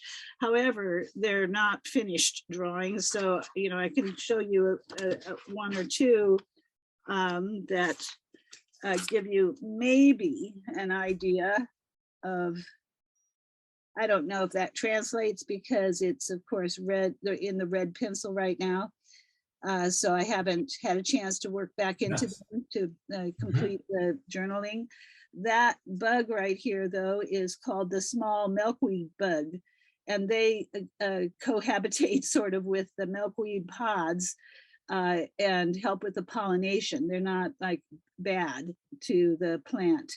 And so when the pod is opening, I mean, they were swarming all over. And so I managed to have one or two caught in some of these pods. Now it may seem counter to some of the impulse in terms of collecting these things. However, it's important to know that milkweed silk played a really, really critical role in our history. During World War II, apparently the country that had provided another plant substance that had been used to make vests and things for the soldiers was captured, and we couldn't get that particular product. So a call went out to the whole of the United States for people to collect milkweed, because milkweed silk is highly, what do you call that, when it retains your body heat. So like instead of down, like Oh. we use down a lot, but they used milkweed silk. It was very light. It was very capturing of their body warmth. And during that time, apparently, huge pound numbers. I have a lot of that information, but I don't have it handy right now, was collected throughout the United States for the war effort. I'm not for war, period, but in that war, before I was born, apparently there was a lot of need for the country to step up to support the war effort, and that was one of the things that was done, and that was milkweed silk. I had no idea. So I found it really fascinating that I kind of have gotten, as you refer to, the rabbit holes that I've no, it is obvious to me that you are surrounded by the fruits of a rabbit hole. That is so cool. Yes, and so it's quite a little story how the Monarch group got started here with some grant money and various things, but I won't go into all those details, but it is something we're working on all through the winter as well, clearing habitat near a tourist site in Portland called Pittock Mansion. So working with the Parks Department, we're clearing a habitat space and then, planting native milkweed, along with a few other things that attract the right kinds of critters, to support the habitat of the milkweed. So we'll see how that all works over time. I'm not sure if we've had any actual monarch caterpillars in our area yet, but it's looking like we're going to have lots of milkweed available for them. There is some milkweed showing up in other parts of Oregon. I mean, not the milkweed, of course, it's the same initiative or general branch of the initiative in other parts of Oregon that have had some success with getting the monarchs actually in their area, but that's more in Southern Oregon. So it could be something about, climate and everything. The milkweeds obviously do grow here because I have all these samples. So they will grow, and hopefully eventually they will actually attract the monarch to do its reproductive cycles here on its way to Mexico. That's excellent. I love this sort of grassroots effort to help these butterflies, and it's also being informed by scientists. I understand that there's certain types of milkweed that are the kinds of milkweed that you want to put in, and if you put in the wrong kind of milkweed, it doesn't really help those little critters. So when you're kind of doing this with that sort of informed angle, like some of the milkweeds that they sell, like at Home Depot, they'll sell milkweeds. Oh, is not the right kind of milkweed. We're only planting what's native to our area. Oh. And for example, here's a milkweed seed pod that I have never seen before, that was grown by someone in the neighborhood here. He actually had also this type, which is the showy milkweed that I've always seen monarchs grow on in my youth. And I've never seen this before, and you don't want to know the joke names that go with this one. let's just leave that to people's imagination. Yeah. But it's actually quite beautiful. These large balls and small balls, the seed balls, and they have a beautiful color. This one's starting to dry out now, but it was like a pinkish, purpley blush to it. It was really quite lovely. I didn't know anything about it, all the other jokes about it, but I was admiring it as a beautiful seed pod. And this one, I haven't collected any of the other ones. I've only tried to peek in the crack there, and I don't actually see seeds in this one. And so I'm not sure what's inside this pod. I am going to collect another one or two from my neighbor's plant and actually cut them open and have a look, better look to see how this particular type does its seed dispersal. So yes, it's quite fascinating that there are in fact, at least when I was in the midst of my rabbit hole, something like 140 different species of milkweed in the United States alone. So, you know, there's a lot to learn on this rabbit hole path. And not that I'll necessarily have another opportunity to share more about it. No. We want something which we encourage again spelunking in rabbit holes, and we encourage then to kind of updates on that, because that helps people kind of realize, like, oh, when you kind of really get into something, like if you really get into icicles, it's going to open up this whole door. And so yeah, to find something and just let your freak flag fly, geek out, deep geeking out on that topic, and there's just no limit to what you can do. It is nice to share it, because other people can also, you know, maybe find the interest in the monarch Right. initiative and might try a little something in their own backyard, or in their own part of the country. There might be a group that they can be a part of as well. And I just, to wrap it up, just wanted to say the reason why this is linked into the topic of the shininess is because this is so shiny. I haven't yet put the paint to the paper, so it will be quite another experiment altogether. That'll be so much fun. Yeah, how to capture that. Before we jump over to Susan, who is also another champ with rabbit holes. Yes. There behind you, hanging on the shelf, is looks like a watercolor of a snowy egret on a dark background. Way up there? Yeah. If that's in reach, I would love to get a closer look at it.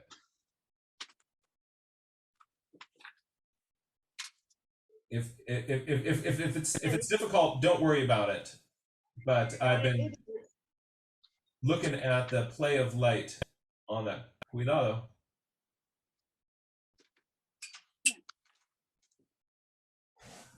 I'm gonna turn off my remove my spotlight so we can see. I was just, from across the room, I was appreciating the reflected lights on this, how you've left whites of the paper, let the this just has a glow to it that is wonderful. I love what watercolor can do. And it's interesting, you know, you think about a white bird and just how much color is in that. Absolutely, yeah. This was a study from another class that I was taking, a watercolor class. So it was one of the subjects that we were to work on, you know, using various watercolor techniques. And so absolutely, yes, leaving the white of the paper in you know, watercolor that goes, I mean, this is not like necessarily a journal picture. Obviously, I don't know that I could ever capture this much in a quick, you know, at the lake sort of journal picture.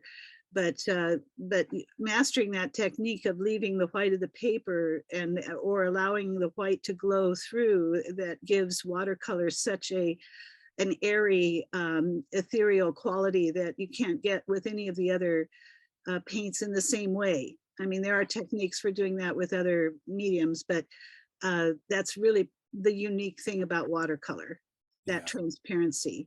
And as you said, the amazing number of colors that are just there in white. Yeah. I see there's a comment in the chat from Heather that says that this is from an Aaron Blaze class. Oh, yeah.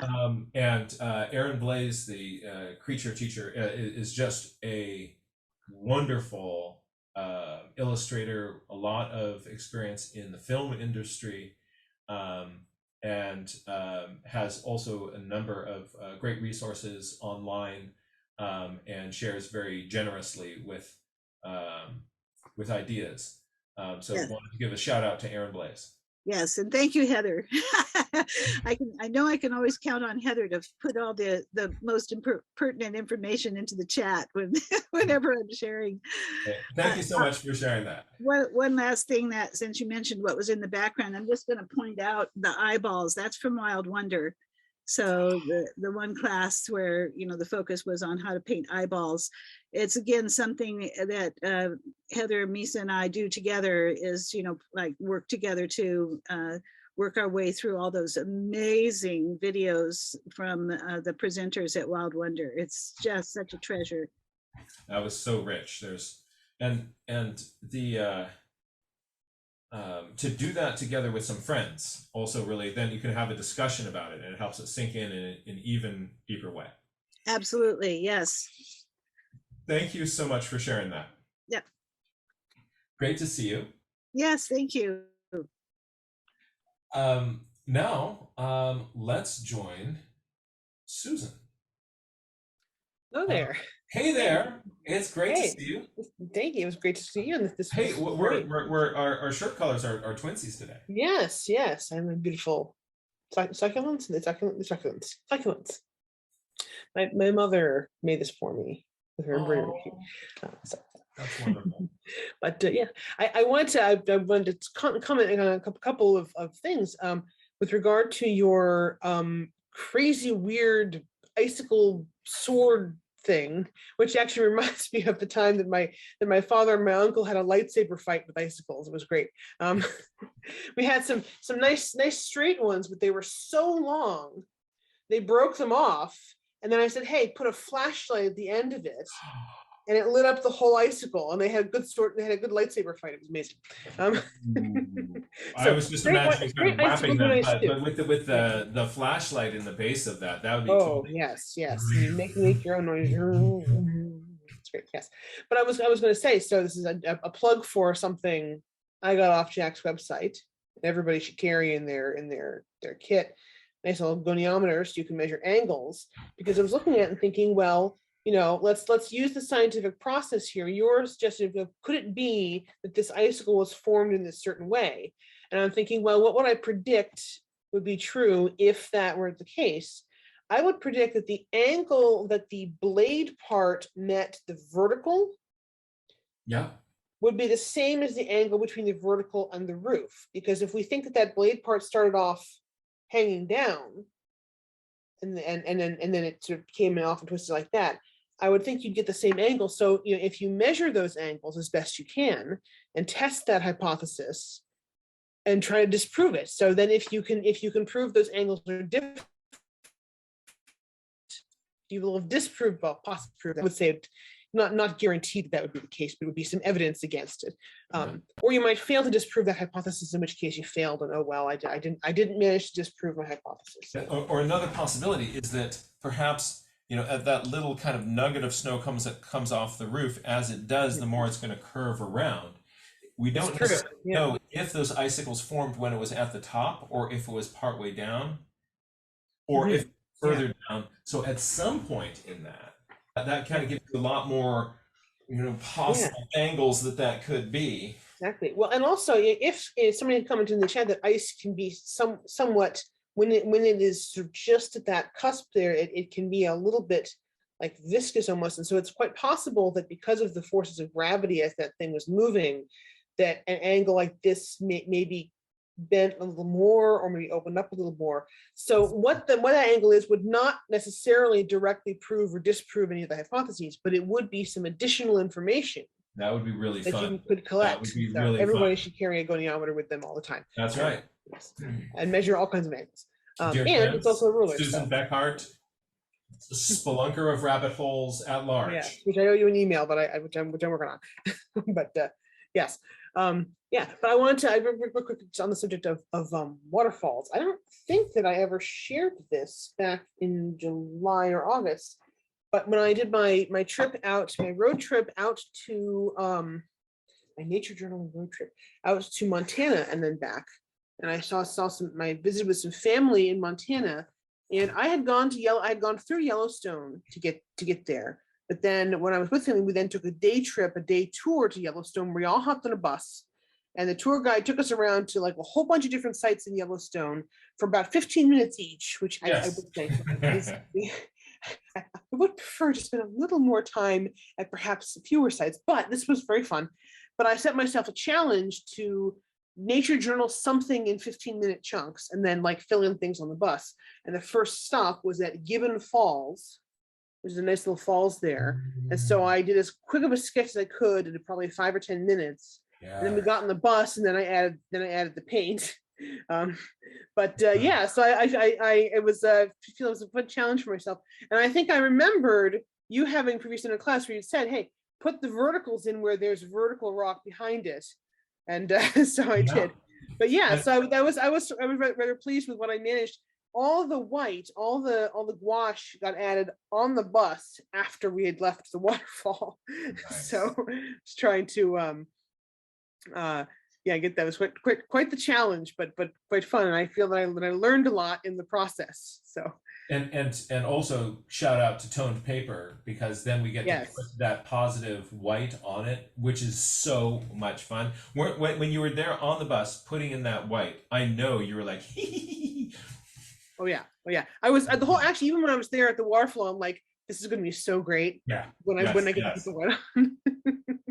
I'm still, I still, Gouache and I are like starting to make friends, but there's still a little bit of like a mistrust there. Because I keep expecting it to act like watercolor, and then it doesn't, and then I get mad at it when it doesn't, and it's like, I'm just gouache, I'm just doing my best, and I'm like, well, be something different. So we're slowly there's starting to be a mutual respect, but there we go. But I keep working with toned paper, then I like oh, that. Jan, you have a drawing of Gibbon Falls from June 13th at the height of the floods. Yeah, this was a few weeks after, actually, I guess it was a month after the floods. I left on that road trip when Yellowstone had just been closed because of the road washouts and things in the floods. And wow, yeah, it's different now. A month later, it's sort of a nice roaring torrent, but like a reasonable sized torrent. Yes. Wait, hang on. Is that Hayden Valley next to it? Oh, hold on. Let me. You can now unmute, Jan. No, as I was evacuating the park, I took pictures. I did a few drawings. So I was working in the Lamar Buffalo Ranch at the Lamar Buffalo Ranch. Wow. And these were, what I couldn't capture at all was this one, which was the Lamar River in the canyon running at 20,000 cubic feet per second. I have a video of it, and the ground was shaking under us. It was unbelievable. So, and so as I went out, we were instructed to keep moving and to not linger too long. So I couldn't do too much drawing, but there were so many places where the water had ponded. In other words, like here where you're just past Swan Lake Flats, where usually the Gardner River is a little trickle and it's a gigantic lake. And the same thing when the Lamar Valley was a lake, basically. And then the one that you asked about was this is in Swan Lake Flat, which is between Mammoth and Norris, for people that aren't familiar with that. And this one is near Norris Geyser Basin at a place called Museum of the National Park Ranger, and just a huge lake instead of a little stream. So it was dramatic. Wow, I'm so glad you were safe. I mean, that's really, yeah. I'm glad you're safe, and I'm glad you got the record of it. Just couldn't resist. By the time I got there, I was mostly worried about, like, I hope people are okay, but also like, I hope they open it up in time for my reservations that I made, but which by the time I got there was, I think there were roads that were closed, but they'd reopened a lot of it. And that was yes. And the road, the north entrance road, just opened about a week or so ago. All the other roads now are closed to auto traffic, but the road from Gardner that they've worked so hard on since June 13th, and literally as we were evacuating, road crews were coming in. to start work on that road. It was so impressive. Yeah. So that's open now. Yeah. If folks haven't seen, if you search for like, videos or photos of Yellowstone flooding and see like what, I mean, it might be kind of scary. Maybe you should. It was pretty scary to me, but the some of the roads just absolutely gone, and the videos and the photos are just really, really dramatic. They've done a great job. Yeah. So did you know, did they just rebuild those roads, or did they go around? I'd heard some speculation about whether they were going to actually like The take some side. road going from Gardner to Mammoth is a road that I've hiked on before. It was a 1-lane dirt road, and it was used back in the 1800s. It was the original road to get from Gardner to Mammoth. Some people would call it a Chittenden road because Hiram Chittenden had engineered it, but they usually just called it the old Gardner Road, and they have turned that into guardrails and lines and pavement, and they've made a safe way for people to get in. So Interesting. very fast too. And when you're there at one of these moments, you sort of one of these kind of black swan moments, these moments that people didn't see coming, and you see how dramatically the landscape changes. We realize that lots of changes happen through these dramatic, catastrophic events. And so there's the slow trickle events, and then there's the big dramatic ones. And that the impact of the dramatic ones is just not on anybody's radar until it happens. And then like Mount St. Helens goes off, and you're like, well, there's that, right? Yeah, we had certainly known it had been a very wet spring. I'd been there for 5 weeks working, and the 2 days before I went to the confluence of the Lamar and Yellowstone rivers. I hiked down to that area just because it was raining so hard, and I knew that they would look dramatic, and it certainly did. But then the night that we just got a couple inches of rain, it was all set up for that, and then it just went loose. So it was quite amazing. Anyway, that's incredible.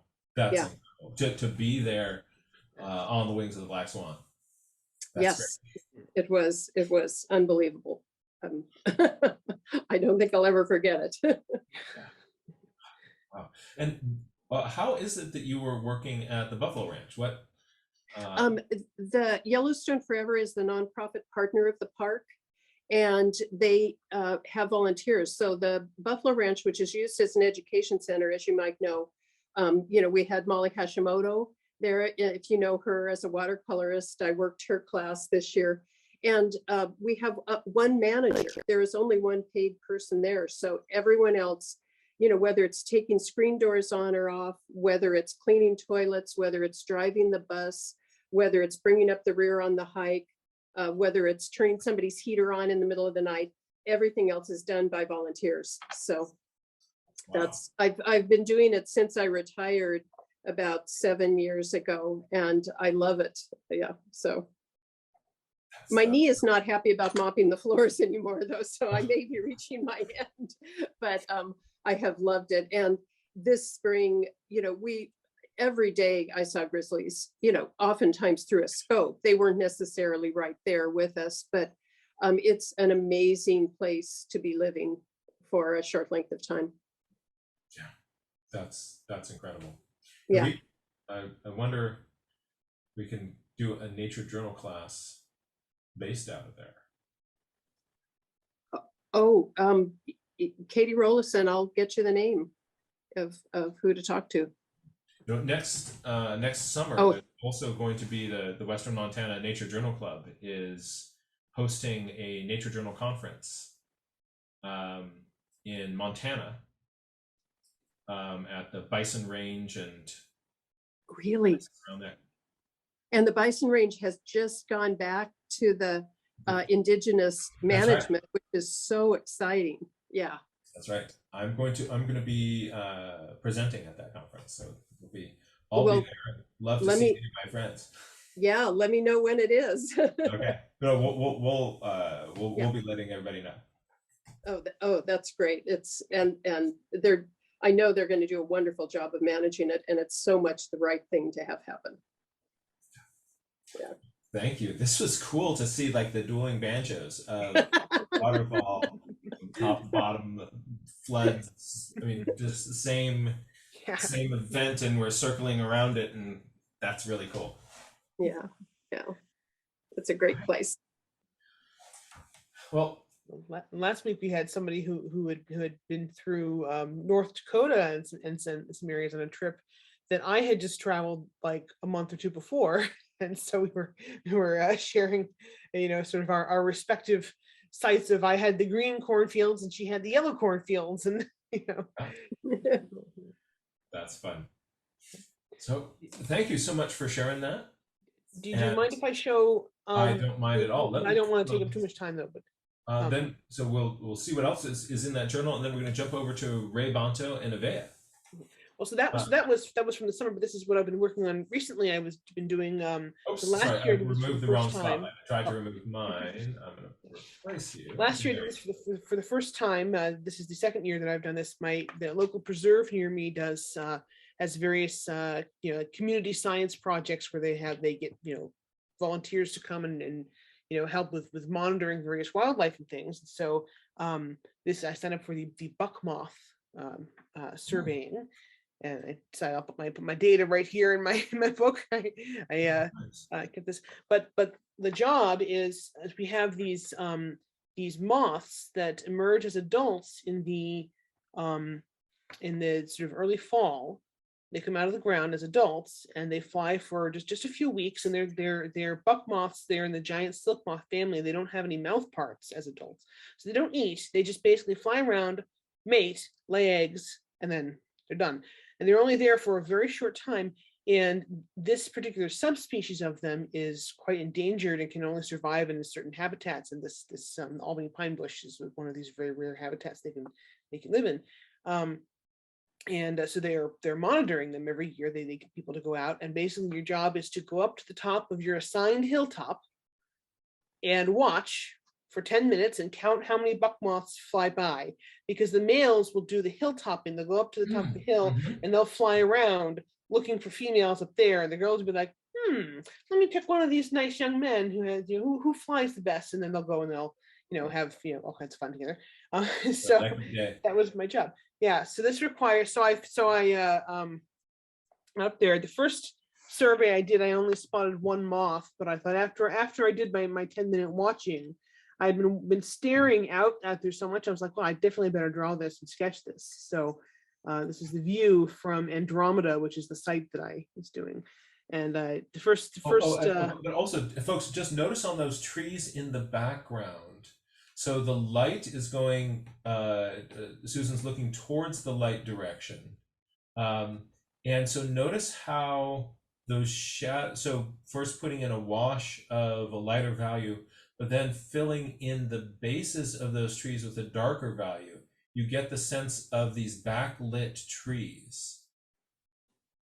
And that is, you know, you can, from this, you can even tell the direction of the sunlight. And having that light in the tops of all these trees really just gives so much structure to that sketch and that landscape back there. So very cool to see that. Thank you. I was very pleased with that. One thing that I'm really working on is, because I know I'll just, like, if I'm going to sit down and sketch something, I'll start kind of overwhelming myself with all of the details that I want to get right. And I'm really trying to work on, like, how sloppy can I be and still end up with something that gives me the information that I want and looks pretty good. And so I'm like very deliberately trying to be like very scribbly here, and then see like how fast can I put paint down and end up with something that actually makes sense. And I figure out, you know, so doing something like that and not trying to detail every tree, but getting just, you know, a little bit of color and then getting in some shadows. And I was quite pleased at how that actually did really establish those sort of faraway trees and where the light is and everything, and the difference between that and the sort of midground and foreground. So that was very fun. And I was trying to sort of, at first I couldn't see any buck moths up close, because they will perch in the bushes sometimes, but it depends on you know what the weather's like and when you're there and how many are there. And the thing is, they go through, they do prescribed burns in these areas sometimes. And so there's some years where some areas have very few buck moths because they got burned. So it's one of the reasons he's doing these surveys here. So sometimes, depending on where and when you go, you may not see any, but I did actually get to see a few fly by, and you had to be able to recognize what's the difference between a buck moth and a dragonfly or a bird or whatever flying by your view, so you can count them. So I was really scrutinizing that. And they do have a very distinctive flight that's very obvious. That's cool. Yeah, and then I thought, I well, like the way you're showing that flight pattern. Oh, and oh, that's fun. just to show sort of where I actually was and had to climb up these hills here. There's always this decoy hill. I get to the trail, look up the hill, and like, oh, okay, just gonna go to the top of that hill. And then I remember, oh no, I have to go up to the next hill. So you gotta push through, which you gotta watch out for ticks because you're just pushing through all the scrub oak bushes and stuff up there. But all these little bushes are all scrub oaks of a couple of different species, and that's what the buck moths feed on. So that's what they like. So that's what they're here. So then I finally, when I came down from there, this is actually just a couple different surveys I did here. Finally, I actually spotted some just hanging out for the evening. So I sketched the moths right there, and then I got in the background in later, which was the first time I've tried doing this kind of like successive layers of negative painting. And I learned a lot from it. Let's put it that way. But yeah, they were hanging out.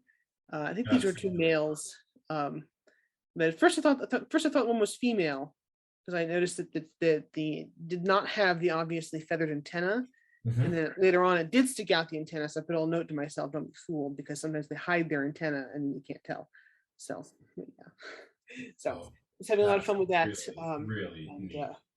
Yeah, and good news. I've heard that buck moth numbers are up in my location and in most locations that were surveyed. So that's great news. We're good. We should pat ourselves on the back.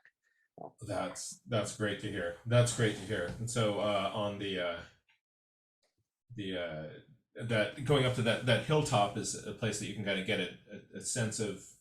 A lot of them are attracted in there, and the buck stops there. Yes. All right, that's great. Thanks so much for sharing that. And Also, I love the way your brain is kind of zooming in, zooming out, getting the big picture, distant view of the thing, of the habitat. Then let's put that into a block diagram, and then here's the flight. You know, that the number of strategies that you incorporate into an investigation is really inspiring. Well, a lot of it was actually out of disappointment, because initially, you know, the first couple surveys that I did, I only had like one or two fly by during the actual survey count part. And so I was like, oh, I wanted to sketch some close-up buck moths. Where are they? You know, usually you can see them along the trail, and so I was disappointed. So I said, well, I guess I'll make the most of it, and I'll, you know, sketch the habitat. And then in the end, I think I stuck around for long enough that they did decide to come down for the rest of the bushes. So, you know, if you don't see what you're hoping to see, sketch something else, and hopefully then what you want to see will show up. So that's right. If you let them know that you're like, if you're going out to try to sketch birds, all the birds hide. So start a landscape sketch, and then all the birds show up. So there you go. Works. It's true. Hey, Susan, thank you so much. It's great to see you. Okay. I'm now going to bring on our friend Ray Bonto. Ray Bonto and Arpan, it's great to see both of you. And boom, we can now unmute. Hello. Hey there. How have you been? I'm good. How are you? Doing very well. Doing very well. Well, so today this is the waterfall. Oh, wow. And you're doing this, was this with watercolor wash? Or soft No. pencil? It's just this polychromos black. Oh, wow. You've got some really nice dark values in there. Let's see, hold that up. Love it. Thanks. This is the other one. I didn't quite get the water feeling in there. Mhm. but But the structure of the rock in the sides is also coming through really clearly, and that's really fun. Nice. Yeah. Do the polychromos work well with watercolor? yes. Great. Wait. Oh, you've returned to your pond? Huh? You returned to the pond? Yes. No, Great. this is a different one. This is sort of pond. Yeah. Yeah, I went with my friend to London Wetland Center. So like thousands of species come there. Yes, Oh, is that a barnacle? huh? Is that a barnacle? Yeah, that's a barnacle goose. Oh my goodness. Oh, oh, wow. Wow. Check out all these angles, all these sketches, all these views. You're just observing, documenting, observing, documenting, observing, documenting. Yeah, I kept turning the book around without knowing it, so a lot of the drawings went upside down or sideways. I think that's a wonderful thing about this is it's just that you're there's that one with its head tucked in and the big chest there. These goose angles are it's just so clear to me how focused you are on capturing that form. Wow. Oh, that's really fun. This reminds me very much of Tunnicliffe's sketchbooks. True. There was this place where they fed otters. Oh, So yeah.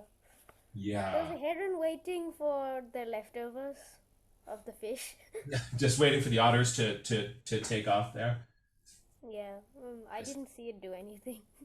And there's a little bit of light highlight that you've left on the back of the otters just to kind of makes them glisten. You kind of get the sense that they're wet. That's a really nice effect. That's a white-faced whistling duck. Oh. And it actually whistles. Oh, did you hear it? Yeah. Oh, fun. And the also I'm really enjoying just the kind of the play of those colors on the breast of that whistling duck. Yeah. Quite true. Show us the those otters again. Show us those otters and a little bit closer. I just want folks to notice the impact of leaving that you'd be so tempted to put dark brown paint over the entire otter. But punching it in where the shadow is darker and then leaving some part unpainted allows sunlight to dance on the back of that otter. And it just gives it so much more volume and structure. But hold on, my phone in my pocket is squealing. And now I'm going to turn off ringer. I always forget to do that. Oh, anything else happening in this journal? Yeah, there was a bufflehead female. Let's check her out. Which one? Oh, yeah. Let's see, got a bit. Oh, there's so many species here. That's Hawaiian goose. Don't know what that is. This is this is a white-faced whistling duck. This is a smew diving. Oh, let's see the smew again. Oh, look at this. We're going under the water with the smew. So there's a little kind of a hop up that it's doing. Yeah. And then coming up. Oh, that's neat. That oh man. Have you looked at Tunnicliffe's drawings, his sketches? Yeah. Yeah. Sort of. I wish I could transport you back in time to go sketching with that guy. You're both sort of did thinking see a wood duck as well. those are such crazy, all those little white patterns mixed with the iridescence, right? Yeah. Oh, that's really fun. That's really fun. And show us that SMU dive again. Yeah. Oh man. I can just see you thinking on paper. And you're just observing and documenting, getting all this information. What a great day. What a day. Yeah. This was I forgot what this one's name was, but it sort of did this flapping action, and it sort of like flapped on water, so it was like standing up on the water and it was going around in a circle.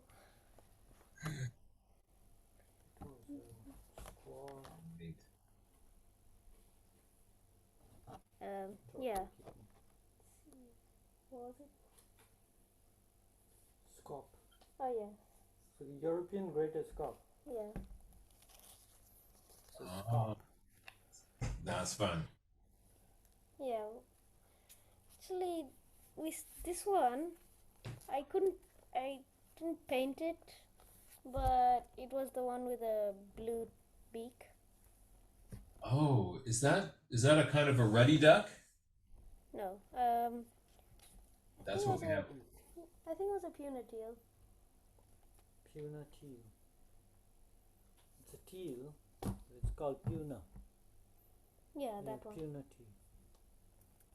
And over here in California, our little blue beaker is a is a ruddy duck, little black cat. That's fun. Oh, teal are so sweet. Yeah. We did see a common tail. I didn't draw it. Yeah, and that's it. Wow, what a great day of observation. Yeah. Oh, you can't see it. Of course, they can see it. I can't. Again? Okay, this one. Yeah, they just give this guidebook. Oh, so this is the center where you can go watch these little otter Yes. doing their thing.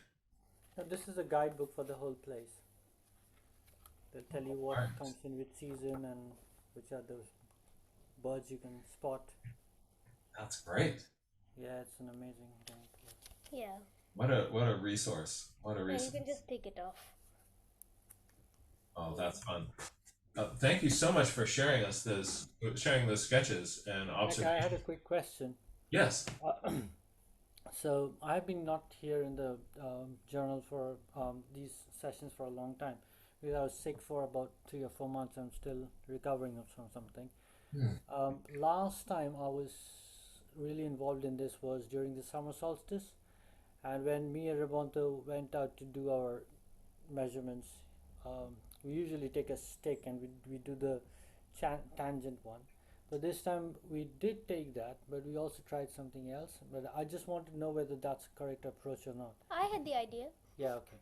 So we took. Okay, wait, hold on. I'm going to, if we're wondering about kind of what is a good approach in this, I'm going to bring Susan back in, who is our staff geometer,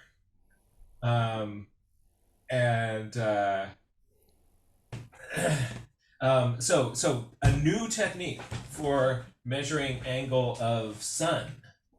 So we didn't think about it. I mean, it just happened. So we took a flat surface. We kept a leveling tool so that making sure that it's absolutely flat, it's absolutely horizontal.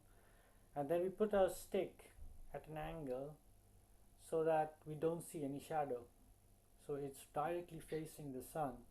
So the angle that stick is making with the horizontal, Would that's would be roughly equal to the angle of the sun. But you need to use a very fine stick. Yeah, I know, but it was coming quite close. Do you think it's the right thing? Yeah, I would think so. Yeah, I mean that sounds great. One thing I think would be tricky is measuring the angle between a narrow thing and a plane. Mhm. If I find some paper. Let me see. I'm trying to find some paper. So if I have a plane here, Yeah. let me see, right? If your stick is at an angle from there, Mhm. you'd want to basically, if you're, this is really hard to demonstrate. I don't know. Right. If you're going to measure the angle that your stick is against there, you have to be able to basically go straight down from the stick and measure the angle that it makes with that particular direction. Because if you measure the angle between the stick and some other part of the paper, it'll be a different number. But I think that you can, you could like drop a little weight from the end of the stick or something, and then essentially what you'd have is you'd have a right triangle made by the stick, the weight, the plumb line basically, and the paper, and then you'd be able to measure that angle. Yeah, that seems like Yeah, that we would work took a great. hard Yeah. board or something. It's like not really a flexible piece of paper, so it was really flat on that. And we used Jack's goniometer to measure the angle. It was kind of close. I like that. That's awesome. That's so cool. That's really cool. And also, when you're inventing your own ways to measure the angle of the sun, it really shows that your brain is really kind of wrapping around these geometries. That's really, really fun. It was very And simple. yeah, and it's fun also to measure the same angle in a few different ways and compare the results that you get, because any method you use is going to have some amount of error in it. It's going to be some amount of variation. So you could see which ones give you the most consistent results, or which ones give you the same results, which ones are off by a little bit, and that would be an interesting piece of information to use. Yeah. That's awesome. That's okay. That's really cool. Thank you. It's getting cold over here. Turn it on. Hey, thank you so much for sharing that. And Susan, thank you for the reflection on this technique. I mean, so yeah, challenge, throwing down the gauntlet to other folks out there. What kind of innovative ways can we develop to start to measure phenomena around us that are, let's really think out of the box. And this being the month of the number, I'm going to bring Avea in on this. Also, you've had your hand up for a long time there. This is a cool example of sort of finding interesting ways of measuring phenomena around you. So for that's kind of that's a fun challenge. And being creative, right? Like there's not just one. There's not like the proper way to measure the angle of the sun. If you do it a different way, you're doing it wrong. Right. That's not correct, right? Like, be creative. There's lots of some things you might try may not actually give you that answer. So it's not as if everything you do is always going to work. But there's lots of ways to do it, and you can be creative, come up with a new way to solve a problem, or a way to solve a new problem that you didn't know how to solve. And like having that confidence to go and just be creative about taking the tools that you have, finding a way to figure out what you want to figure out, rather than looking for somebody to tell you the way to figure that thing out. Yes, I like it. Thank you. Thank you. That's really, really cool. Let's Avea, what's happening over there in your journal and stewardship land? I'd gone on this adventure with a couple of friends a few weeks back, and they gave me a ton of ideas about because I've been trying to figure out how I can capture the information of my site quickly, but also thoroughly, because I want to include a lot more visualizations if possible. And before that, I've been struggling with trying to draw landscapes for a while. So for example, this is one that I'd done on site. And interestingly, this drawing took me less than 5 minutes to do these two. but this one took me closer to, I don't remember exactly how long, but it was at least half an hour, if not longer. And I don't know why I find that so complicated. And so I've been trying to draw it again and again other times. Here was another on-site attempt to render the same thing a bit later on, and then to write down some of my notice I wonder it reminds me of. Because and then if you're wondering why are the trees doing that, it's because that's how they actually look on site.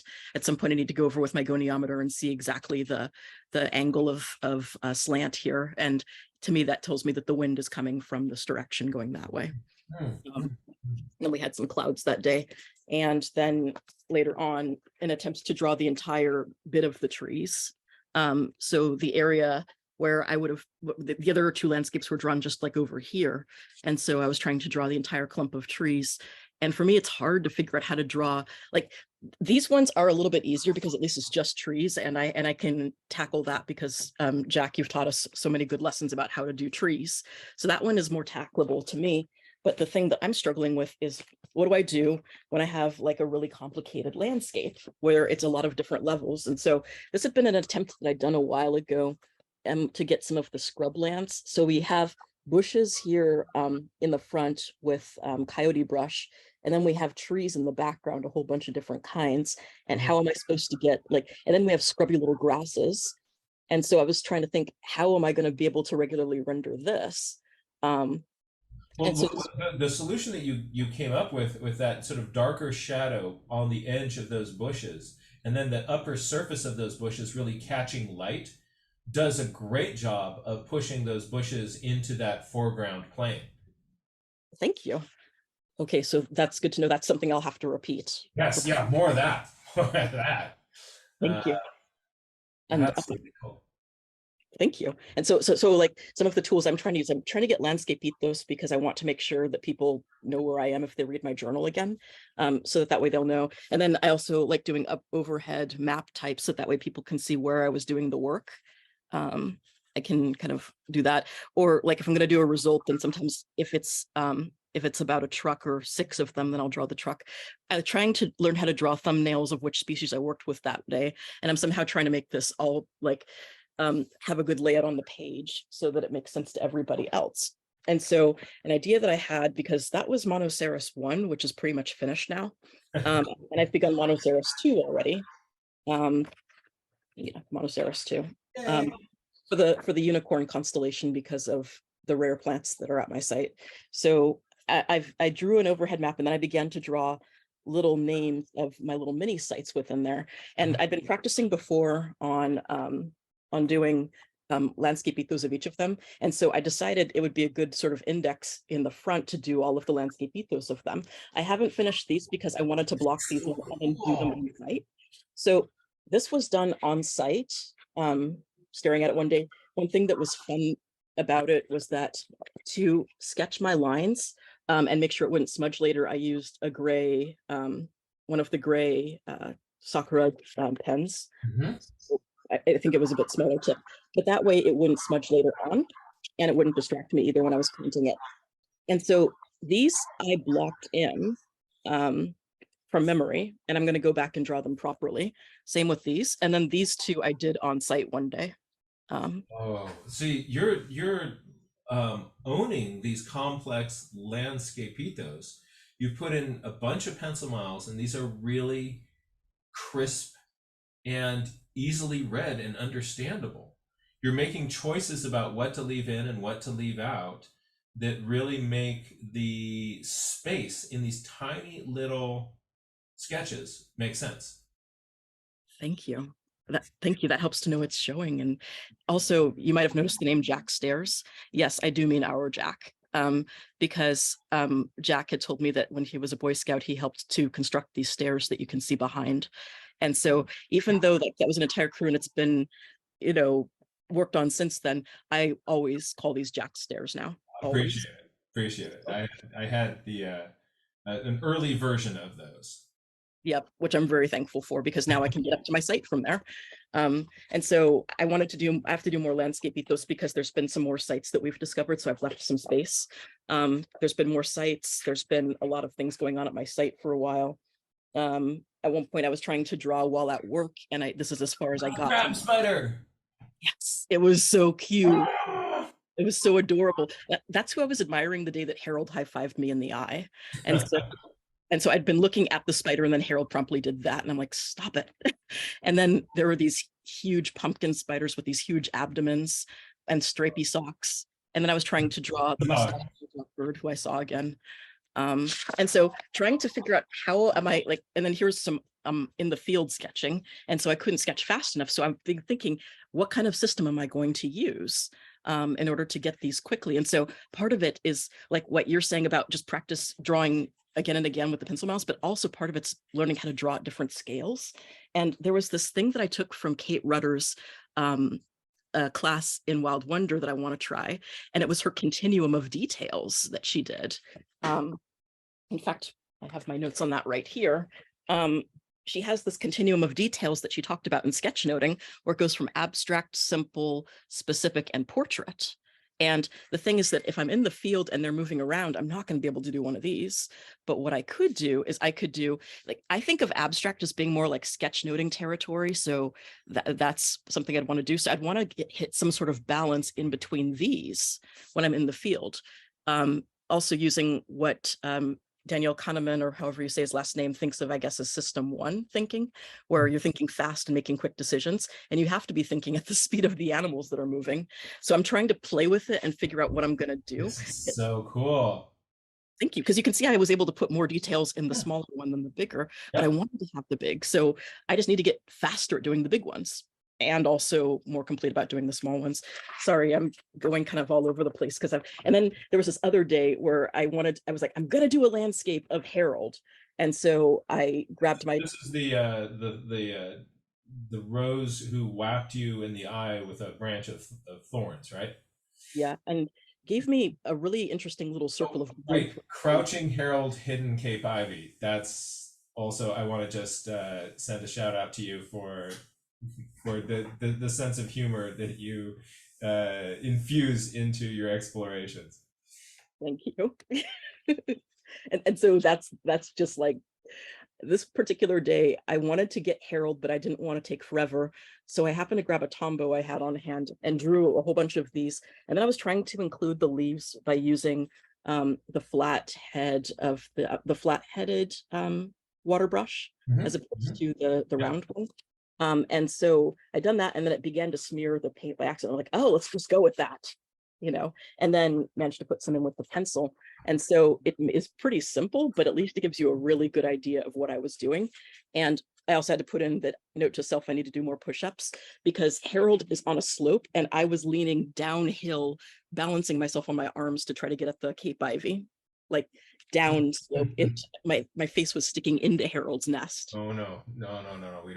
We don't want you to get your eye poked out by that thing.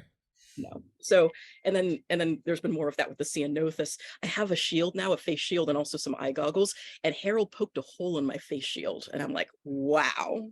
Well done. So at least I have my eye goggles now. So you get the idea. I've been trying to mess around with landscapes, and I've got some ideas that I'm going to practice sometime. But yeah, like how am I supposed to get this complicated little area where there's some trees at the top, the ones that you saw me drawing earlier. Then we go down Domino Hill, because this is Domino Hill, and I call it that because I fall down the hill like it dominoes. And then we have our plum tree in here. We have some scrubby, lovely toyons, and same down here. And then we have tons of blackberry and other randoms in here. And I'm thinking, how am I supposed to make that into a 3D? And so I'm playing with that. And but also just it's very clear in the, you could do just a straight cross section labeled, and yeah. This is terrific. Thank you. And do I have time to share one more thing? You absolutely do. I'll be fast. I'm sort of trying to gather together all of my really good memories of my cat, who, as you all know, I lost, about a week and a half ago at this point. You can't see it here, but these were some drawings that I did back a while. And so I'm looking through, because I'd originally had this idea the last time she had a health scare of starting a book dedicated entirely to her called Links. And I didn't make enough use of it, unfortunately. As you can see, this was from before the pandemic. But then I realized that I drew Chandra in other areas, in other notebooks. And then I also use this for other things too, like flowers and hummingbirds and stuff. But then I came back at different times and drew more of her. So I tried to draw her ear. I tried to draw her shapes as she was grooming herself. More recently, I came back and just tried to block her in with just Tombows and thick pens. And then more recently, like this month or last month, I should say, just drawing her from different angles. This one was particularly fun because of the way that her fur was fluffing up and just the texture of her fur on her hind legs. A friend always used to say that it made the cats look like turkey dinners. I'm saying, stop talking about our cats that way. We don't want to eat them. And then this was the last drawing I did of her. I drew it 2 days before she died. So I was using my Tombows to play with her sleeping and just like a hint of the reddishness of her fur. But then I realized that I have more drawings of her, and I can't find all of them right now, but here are just a few from a journal ago or 2 journals ago. That's fun. One of her sleeping, and I didn't get to finish putting in all of the darker hues because she woke up before I could finish, but I got what her fur would look like on a sunny day. And then a whole bunch of other ones where on this day I was drawing her, and then she kept on seeing me drawing her and then coming over to investigate. Yeah. So I got a ton of drawings of her getting to here, and then she'd walk over again, and then she'd start to walk away, and then she'd walk back over again. Might be fun to make a color Xerox of some of those pages and put them into links. That would be cool. I would love to do that. I should totally put them into links. And so even though I didn't get to finish links off, my plan is to do more drawings of her from the pictures that I have, although I'll label them as being pictures. And when I get another cat, because we're going to get more cats, then I'll continue on with links, and I'll try to be more dedicated to drawing more. And at first I felt kind of guilty that I didn't have as many drawings, but then that was solved really, really easily, and it didn't dwell, because I realized the reason why I didn't have a ton of drawings of Chandra is because every time I see her, I pet her, I scratch her, I interact with her. I don't just look over at her and then look away. I interact with her. Yeah. And so I didn't have drawings of her because I was too busy loving her. That's okay with me. That's the but we're sorry for that little empty space on the window seat sill over there. Yeah. I know that the missing links is tough. It is, but I like Logan believes in ghosts, and so what I've told him is that, well, then she's wandering the halls protecting us. So if you hear the creaks, and that's the pitter patter of her feet protecting us, it's like it makes him happy. So that works for me, and I like that about missing links. Yeah. Oh, thank you for sharing that, and also just it just sort of reminds us to take time and pay attention to the things that we love. Definitely. And the little moments, either with a pet or with people, we can also sort of journal these events, and then they stick with us in a really different way. They do. So, thank you. Thank you. Let's bop over to Latvia, shall we? Hey, Walters, great to see you. You can now unmute. Yes, I can. Well, I'm not in Latvia anymore. Oh. I am again in the Canary Islands I'm gonna winter here again. So yeah, back at the Canary Islands again. How's the windsurfing? Well, I actually was on the water today, not windsurfing, but there's this new thing called wing foiling, and it's pretty similar. Yes, with where they have the foils, but there was windsurf foiling where you had the sail on the board and you were flying but this is separate because you're holding sort of like a wing, and it's not attached to the board. So it's a whole different new thing. So yeah, I was doing that today, but we had a great trip through Europe as we were driving by car, and I did a lot of drawings, like in Spain, mostly in Spain, because we stopped at two national parks in Spain. But I actually wanted to first share with you a quick experience that I had just before I left Latvia. So in March this year, a guy on a site that is like eBird, but we have for Latvia, sent a photo of an owl. He didn't know what owl it was, and when the ornithologist checked it, it turns out it was a barn owl. And a barn owl is a pretty big deal here itself. Like, here we get some during migration, but every like 3 years maybe. And now there's this barn owl, and like in June he puts another one that it's still there, and that's pretty late for barn owls, like to be in this part. It's a pretty late, so everybody's sort of thinking maybe it's nesting there. And the summer goes by, some guys go with a camera and try to film it nesting there, but it's not confirmed.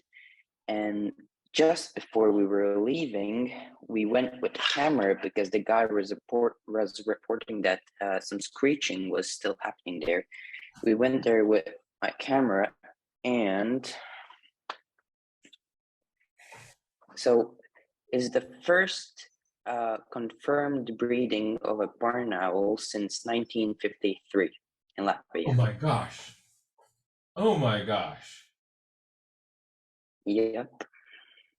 Oh, And that's a pigeon here, but there were total of three fledglings. So yeah, it was just amazing. I had to climb up the ladder, and I somehow constructed my GoPro to a stick and put a light on it. And like my bird watching mentor was holding the stairs because it was on a pretty high balcony. Oh. And I just put the stick in, and I saw with my own eyes, like these red eyes just staring at me. It was just incredible. And to have this is incredible. And to have something like this since like 1953, because sometimes guys like ringers, or how you call them, banners, they catch some owls and ban them, but this is the first confirmed breeding of them since 53. So big event for the Latvian birdwatching community. You made the documentation of it. Yep. Oh! Yes. That's really exciting. That's citizen science in action right there. Yeah, and it also should be a pretty interesting one for Europe overall, because it's very late. These owls are almost fully grown, so they probably have left since this was filmed, but it's late. So it was the end of October, and they usually leave their nests much earlier than that. So it's also an interesting observation for the whole Europe, as it is a super late breeding. So yeah, hopefully they'll return next year, because barn owls have a tendency to return to the same territories if they have had enough food there. So could you show us that picture one more time? Yeah, sure. So this is a bit. I had a one with where you could see the whole tree, but I found this one now. So this is they were in like a. You can see in the video. You can see in the video it's like a multiple story building, and there's these holes on top of it. So you have to just put the stick inside, and there's the owl. Oh, wow. Right right there. Look at that. That is so cool. Yeah. Yeah. So that was probably the coolest experience of my, so to say, bird watching of all the other experiences I had. So yeah, the coolest one so far. So yeah. Oh, I had some sketches, but lately I've been just drawing. It's not really much, not been doing a lot of nature journaling exactly, just drawing, not taking any notes really. I just want to get my drawings right, get my proportions right, get my watercolors right, and then once I feel confident in that area, I'll start taking the notes again. But for example, these long-tailed ducks last year were just super hard for me, and this year I went out and I tried some, and the beaks were already looking a bit better when I was drawing them. So I made some progress there, but yeah, now just that's trying really to solid. get everything right, and then going back to taking all the notes and Yeah, making there isn't a careful way. observations. Yeah, don't think that there's some way that you're supposed to do it, and if you're not doing this, that, or the other thing, that you're doing it wrong, or that like that's not real nature journaling. It's a really big tent for, and whatever way is getting you out and helping you kind of engage with the world, you're doing it right. Yeah. Oh, These some white wagtails and little shrike and action. Iberian shrike. Yes, Iberian shrike. Ooh. I personally just love every chance I get to look at a shrike. And also the little Me too. the wagtail bib is so cool too. Yeah. It's also for me the shrikes. I just every time I see some shrikes, I'm very familiar with them. I don't know why, but the beak, the head, everything just looks so right. So it's pretty easy to draw them, and I like that. So Yeah, it's good. yeah. That's why I'm looking forward to going back to Africa. I'll be back in February, and it's just lousy with shrikes. All these different It kinds is. of shrikes. Should be. Yeah, should be. Yeah, Oh, that's really about it. fun. Hey, thank you so much for sharing that, and thank you so much for sharing that incredible barn owl observation moment with us. And just Yeah. sort of want to say it to all nature journalers out there, the observations that we make, if we share those also with the scientific community, we're helping kind of people map what's where, when. eBird is a great resource for doing that in the United States. iNaturalist, another really useful tool for doing these sorts of things. Boy, Observations.org, if you're in Europe, is a good one. So great. So we then are, there's the scientists who are kind of mapping these things only have so many eyes, and if we can get real-time data about what's where, that's huge. Vultures. Exactly. The more eyes we have, the more observations will we the more birds and more other observations will we make. And I still have to put this confirmation online and everything, but it's big. It's could be one of the most northern breedings in Europe for it. So that's huge. Yeah. Right. Thank you. Thank you so much. That's really, really exciting. Before we wrap here, I'd love to join Linda and see what is happening in your journal or your thoughts about this world. How are you doing? I'm doing well, thank you. I decided after seeing the drawings of streams and water and how to depict that, it made me think of what I did this past summer. Somewhat successfully, need a lot of work, but anyway, my husband and I do road trips a lot of times. If we're in California, it's either on the east side or the west side of the Sierra. And we were at Silver Lake on Highway 88 and near Kirkwood. And there's a wonderful little pond there that's separate from the lake. And so while my husband was out with his kayaking friends, I decided to sit down by this little pond called Oyster Pond, and it has a nice little stream area that exits out of the pond. So this is what I came up with.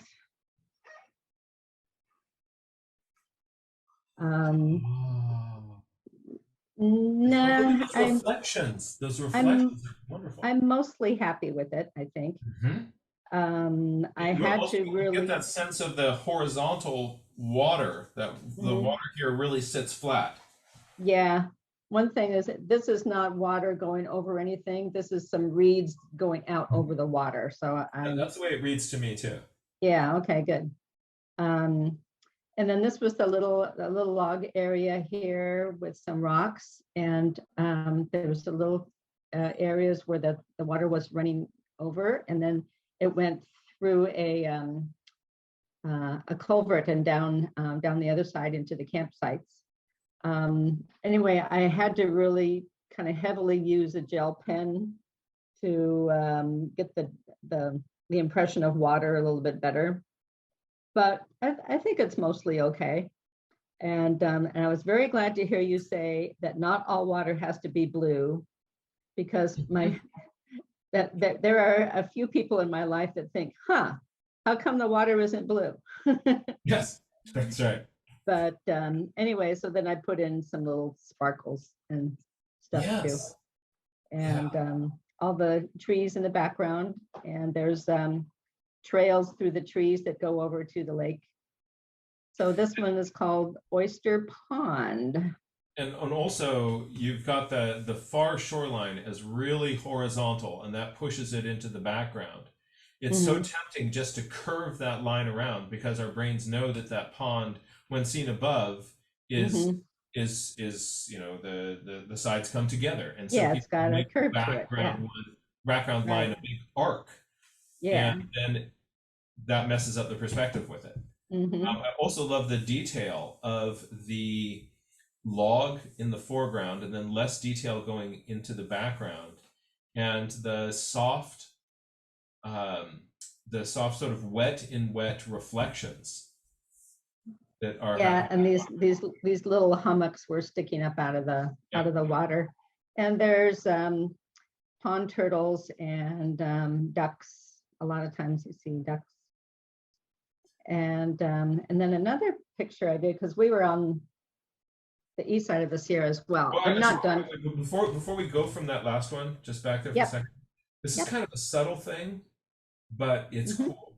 So folks, notice the gray border around it and how that also helps tie the picture together. But notice on the left side of the gray border where Linda has let the line disappear, and it feels like some of the other elements are kind of overlapping it just a little bit.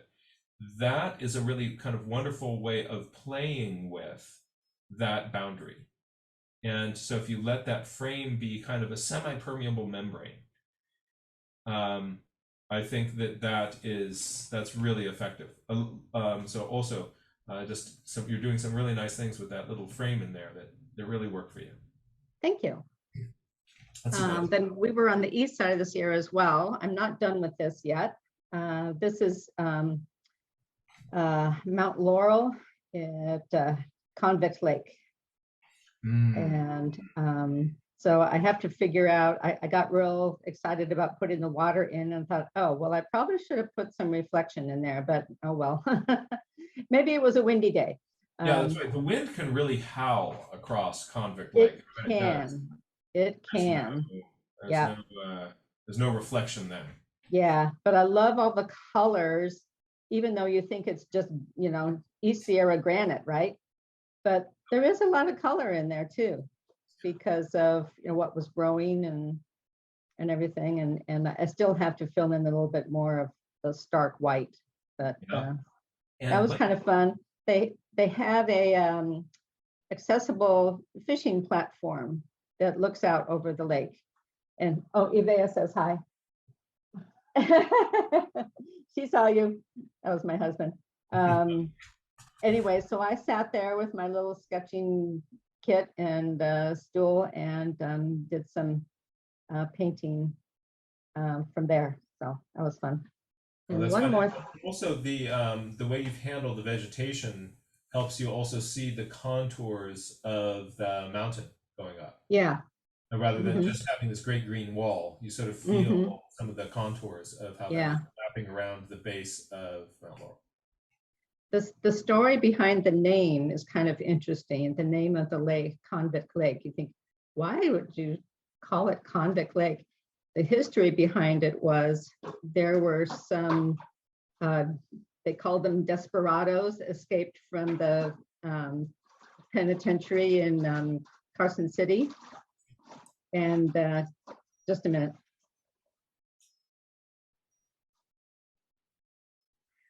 Sorry. And so they were being chased all over the place, and there was a posse out after them, and there was a big shootout. And what was Morrison? What was he, a sheriff? Yeah, Morrison was a sheriff, and he got shot and killed. And there's another mountain right next to that called Mount Morrison. Yeah, so interesting. And then can I show one more? Please do. Okay. So we were on the east side of the Sierra, as I said. So we got to spend some time at Mono Lake. And there are definitely things that I would do differently if I did this again, but it was part of it as a learning experience, and being out, doing plein air kind of work is really fun, but it's kind of hard to see. But this is in the South Tufa field, and you can see the tufa formations, which are a calcium carbonate or one of those kind of things. And so I did that. I got the reflections in there. Yeah. And the nice things, one of the really cool things about being out here is the bird, observing the bird population. And the ospreys were nesting. And so there was some of the taller tufas here that had osprey nests on them. And but the thing that you have to learn about this is, okay, osprey are a fish-eating hawk or eagle. I'm not sure what they call them, but anyway, they're fish-eating. Well, fish don't grow in this water. It's too toxic. So, but there's lots of different streams that feed into it. And so while the one is sitting on the nest, the other one is out fishing, and they have to really fly to get to back to the nests. Oh, that's such a good observation. I really get the sense of being on the east side. It has been way too long since I've been over on the east side. Oh, come on over. I mean, we're not there, but we went there for part of our vacation this past summer. And that as my husband says, yeah, we go regularly. We were at June Lake and some other places too. So it was really cool. Okay, that's all I wanted to share. Thank you so much for sharing those little images of just such landscapes that are really, really important to me, and some really useful thoughts there about kind of handling different forms of water. Thank you so much, Jack. This was a great workshop today too. I'm glad you enjoyed it. I love the post-game conversation today too. That was terrific. Thank you so much for being here, Linda. So I'm going to bring Mad Botanist up here to join me if I could. Hey, Evea, thank you again for helping us work through another class, and thank you so much also for sharing the elements from your stewardship project and how you're working those landscapitos. Hope this was a useful workshop for everybody.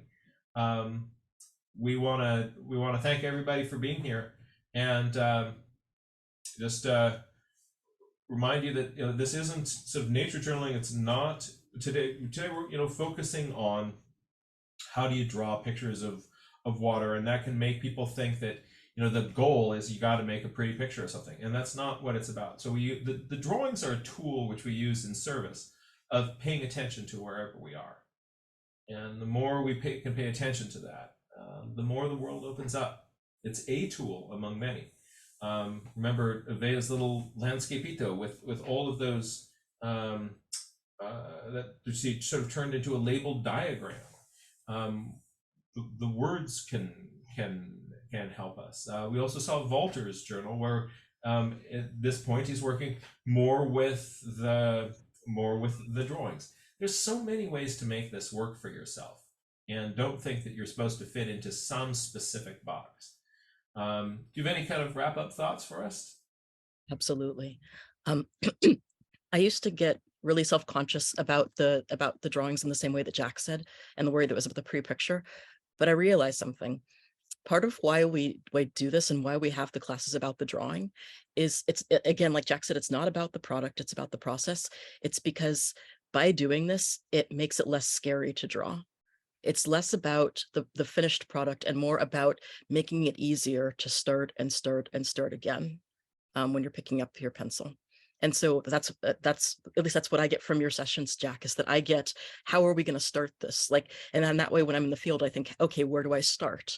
And it's more about the patterns that we see, and try catching the big shape first. And it's not because we're trying to get a perfect drawing out of that, but it's more because by doing that, we can make it less overwhelming when we're out in the field. And so I think that's why we practice the drawing, just to make it easier to start. It's a really good way to frame it. Thank you. And it was great to see you today. Thank you for being here. Dear friends, I'm going to pop over to my own gallery view so I can just see everybody. Hey, Sydney. Sandra, great to see you. Good to see all of you today. Thank you so much for being here. And we all look forward to seeing you again. Be kind, be well. Let's go play in nature. And thank you, Jack. Thank you. Thank you. Bye-bye.